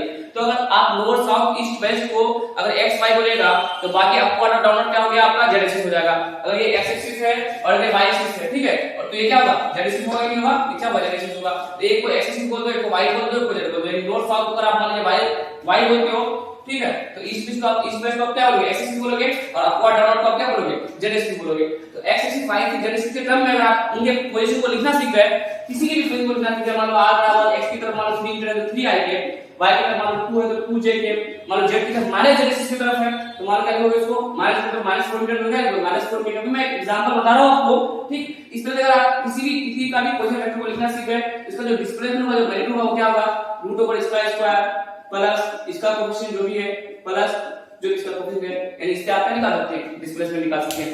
तो बेसिक डेफिनेशन डिस्टेंस और डिस्प्लेसमेंट पे इतने तरह के इतने प्रकार के क्वेश्चंस आप कर सकते हैं आराम से। अच्छा, कभी-कभी क्वेश्चन क्या बोलेगा कि मान लो कोई एथलीट है, किसी सर्कल में घूम रहा है, 40 सेकंड में वो क्या कर दिया, एक राउंड लगा दिया, तो बताओ 2 मिनट 20 सेकंड के बाद कितना उसका डिस्प्लेसमेंट क्या होगा, ठीक। इस तरह क्वेश्चन है। अब एक क्वेश्चन चलते खरीदे लास्ट क्वेश्चन पढ़े, ठीक है। ये क्वेश्चन नंबर शायद 8 था और क्वेश्चन नंबर 9 देख लीजिए। मान लो एक कोई एथलीट है तो एक कंप्लीशन में कितना देर लगाता है, 40 सेकंड में, यानी 40 सेकंड में कितना डिस्टेंस कवर करता है, 2πr का। अब बोला गया कि अगर वो 2 मिनट 20 सेकंड तक ट्रेवल करे, कितना टाइम, 2 मिनट 20 सेकंड, तो बताओ 2 मिनट 20 सेकंड कहां पे होगा, यहां से स्टार्ट करा, 40 सेकंड बाद यहां आ जाएगा, फिर 40 यानी 80 सेकंड बाद फिर वापस यहां आ जाएगा, फिर 40 यानी 120 सेकंड बाद कितना आ जाएगा, यहां हो जाएगा। 2 मिनट 20 सेकंड कितना होता है बताओ, 2 मिनट का मतलब 120 सेकंड प्लस 20 सेकंड कितना सेकंड, 140 सेकंड। अगर यहां से स्टार्ट किया तो एक चक्कर 40 सेकंड, फिर एक चक्कर 40 सेकंड, 80 120 और 20 सेकंड, यानी इसका सारा है यहां पे पहुंचेगा, कहां पे पहुंचेगा, और ए से स्टार्ट किया तो 3 कितना राउंड लग गया इसका, एक round 40 second, 2 round 80 second, 3 round 120 second और 3 राउंड कितना 3.5 राउंड। एक राउंड में कितना डिस्टेंस होता है जी, 2πr कितने बराबर 2πr, तो 3.5 राउंड कितना होगा, 3.5 इंटू डिस्टेंस की बात करेंगे कितना हो जाएगा, 3.5 इंटू 2πr। अगर डिस्प्लेसमेंट की बात करें तो कितना हो जाएगा, तो शॉर्टेज फॉर्म क्या होगा, डिस्प्लेसमेंट कितना है 2r बराबर। तो इस तरह क्वेश्चन डायग्राम में लिख करके आप पूछा जा सकता है डिस्टेंस और डिस्प्लेसमेंट पे, ठीक है। तो हम लोग को जो करना है ना, किसी भी टॉपिक को इग्नोर नहीं करना है, हर एक टॉपिक से एक स्टैंडर्ड से स्टैंडर्ड क्वेश्चन बनता है। कभी-कभी आपको डिस्प्लेसमेंट के साथ डायरेक्शन भी पूछ देगा। फॉर एग्जांपल मान लीजिए आपका जब एक क्वेश्चन कितना, सबसे पहला क्वेश्चन इधर कुछ आया था 5 किलोमीटर, कितना आया था 5 किलोमीटर आया था, और ये आपका शायद 3 था, कितना था 3 किलोमीटर, और ये आपका कितना था 4 किलोमीटर, ठीक है। पहला क्वेश्चन की बात कर रहा हूं मैं, सबसे पहला क्वेश्चन देख लीजिएगा, ठीक। तो अगर आपको मान लो ये था आपका ए से पोजीशन और ये आपका ई था जो फाइनल पोजीशन था, तो अगर आपको डायरेक्शन के पास मैग्नीट्यूड कितना आया आपका 5 आया था ना, पूछेगा डायरेक्शन कितना है, डायरेक्शन कैसे निकालेंगे, यानी इनिशियल से फाइनल, डायरेक्शन मतलब क्या, इनिशियल से फाइनल। तो जरा इस एंगल को अगर देखेंगे तो एंगल निकालेंगे हम tan थीटा, और इसको थीटा बोलेंगे तो tan थीटा कितना बन रहा है, परपेंडिकुलर बाय बेस, परपेंडिकुलर कितना है 4, बेस कितना 3, जब भी 4/3 होता है कितना होता है 53 डिग्री। बेसिक में समझ आएंगे कि कितना एंगल से कितना रो होता है, कितना 53 डिग्री, यानी ये कितना आ गया आपका 53 डिग्री। सर आपको बोलेंगे कैसे, तो बोलना सीखिए कैसे बोलेंगे। अगर आप इसको ऊपर को कर क्या बोलते हैं, नोट बोलते हैं, क्या बोलते हैं नोट, तो नीचे क्या आपका जी साउथ, ठीक है। तो इधर क्या है आपका ईस्ट, इधर क्या है आपका वेस्ट। तो देखिए तो जरा किधर गया, आप इधर जा रहे हैं, अगर आप यहां से स्टार्ट करेंगे, चलो ठीक है, ये नॉर्थ, ये साउथ, इधर ईस्ट और इधर वेस्ट, आप इधर गए ना, देखो आप ये ईस्ट था, ईस्ट से आप ईस्ट से किधर किधर जा रहे हैं, ये इधर की तरफ आ रहे हैं, देखिए इधर आप रहते तो ईस्ट में आके, बट आप किधर आए साउथ की तरफ आ रहे हैं, कितना डिग्री से 53 डिग्री से। इसको हम कैसे पढ़ेंगे 53 डिग्री साउथ ऑफ ईस्ट, क्या पढ़ेंगे 53 डिग्री साउथ ऑफ ईस्ट। चलते हुए इसको भी सीख लीजिए कि हम डायरेक्शन को कैसे पढ़ते हैं एंगल के साथ। जैसे मान लीजिए और एक एग्जांपल जल्दी से देख लीजिए, नॉर्थ साउथ ईस्ट वेस्ट, ठीक है। मान लीजिए कोई यहां पे, यहां से कितना डिग्री 60 डिग्री, तो कैसे पढ़िएगा, देखिए आप ईस्ट से कितना डिग्री है 60 डिग्री, इसकी तरफ है नॉर्थ की तरफ, क्या बोलेगा 60 डिग्री नॉर्थ हो गए किसका, ऑफ ईस्ट का, या यूं बोले ये अगर 60 डिग्री कितना है 30 है, ऐसे ही कर सकते हैं 30 डिग्री, यहां से 30 डिग्री आप किधर गए, नॉर्थ की तरफ ईस्ट की तरफ, 30 degree east of 30 degree east हो गए किससे, नॉर्थ से, ठीक है। इस तरह से हम कभी को डायरेक्शन के साथ भी क्या ये निकाल लीजिएगा, ये मैग्नीट्यूड आप निकाल लीजिएगा और बोलेगा कि किधर है वो भी निकालने के लिए बोलेगा, क्योंकि डिस्प्लेसमेंट क्या है वेक्टर है, तो उसके साथ मैग्नीट्यूड और डायरेक्शन दोनों रहेगा। अब आपका जो कमिंग टॉपिक रहेगा वो स्पीड और वेलोसिटी पे रहेगा, ठीक है। यहां तक कंप्लीट सीखिए आप अच्छे से सीखिए, कहीं पे भी कोई डाउट होगा आप कमेंट सेक्शन में बताइए, ठीक है, फिर से मैं उसको बताऊंगा। और अगर कोई क्वेश्चन आपके मन में है कि सर कोई क्वेश्चन सॉल्व नहीं हो रहा है डिस्टेंस और डिस्प्लेसमेंट से, वो भी आप पूछ सकते हैं, यहाँ पे उसको भी सॉल्यूशन करके दिया जाएगा आप लोगों के लिए। बहुत बहुत शुक्रिया, ठीक है। इसी तरह से पढ़ते रहिए और मस्त रहिए, मजे रहिए।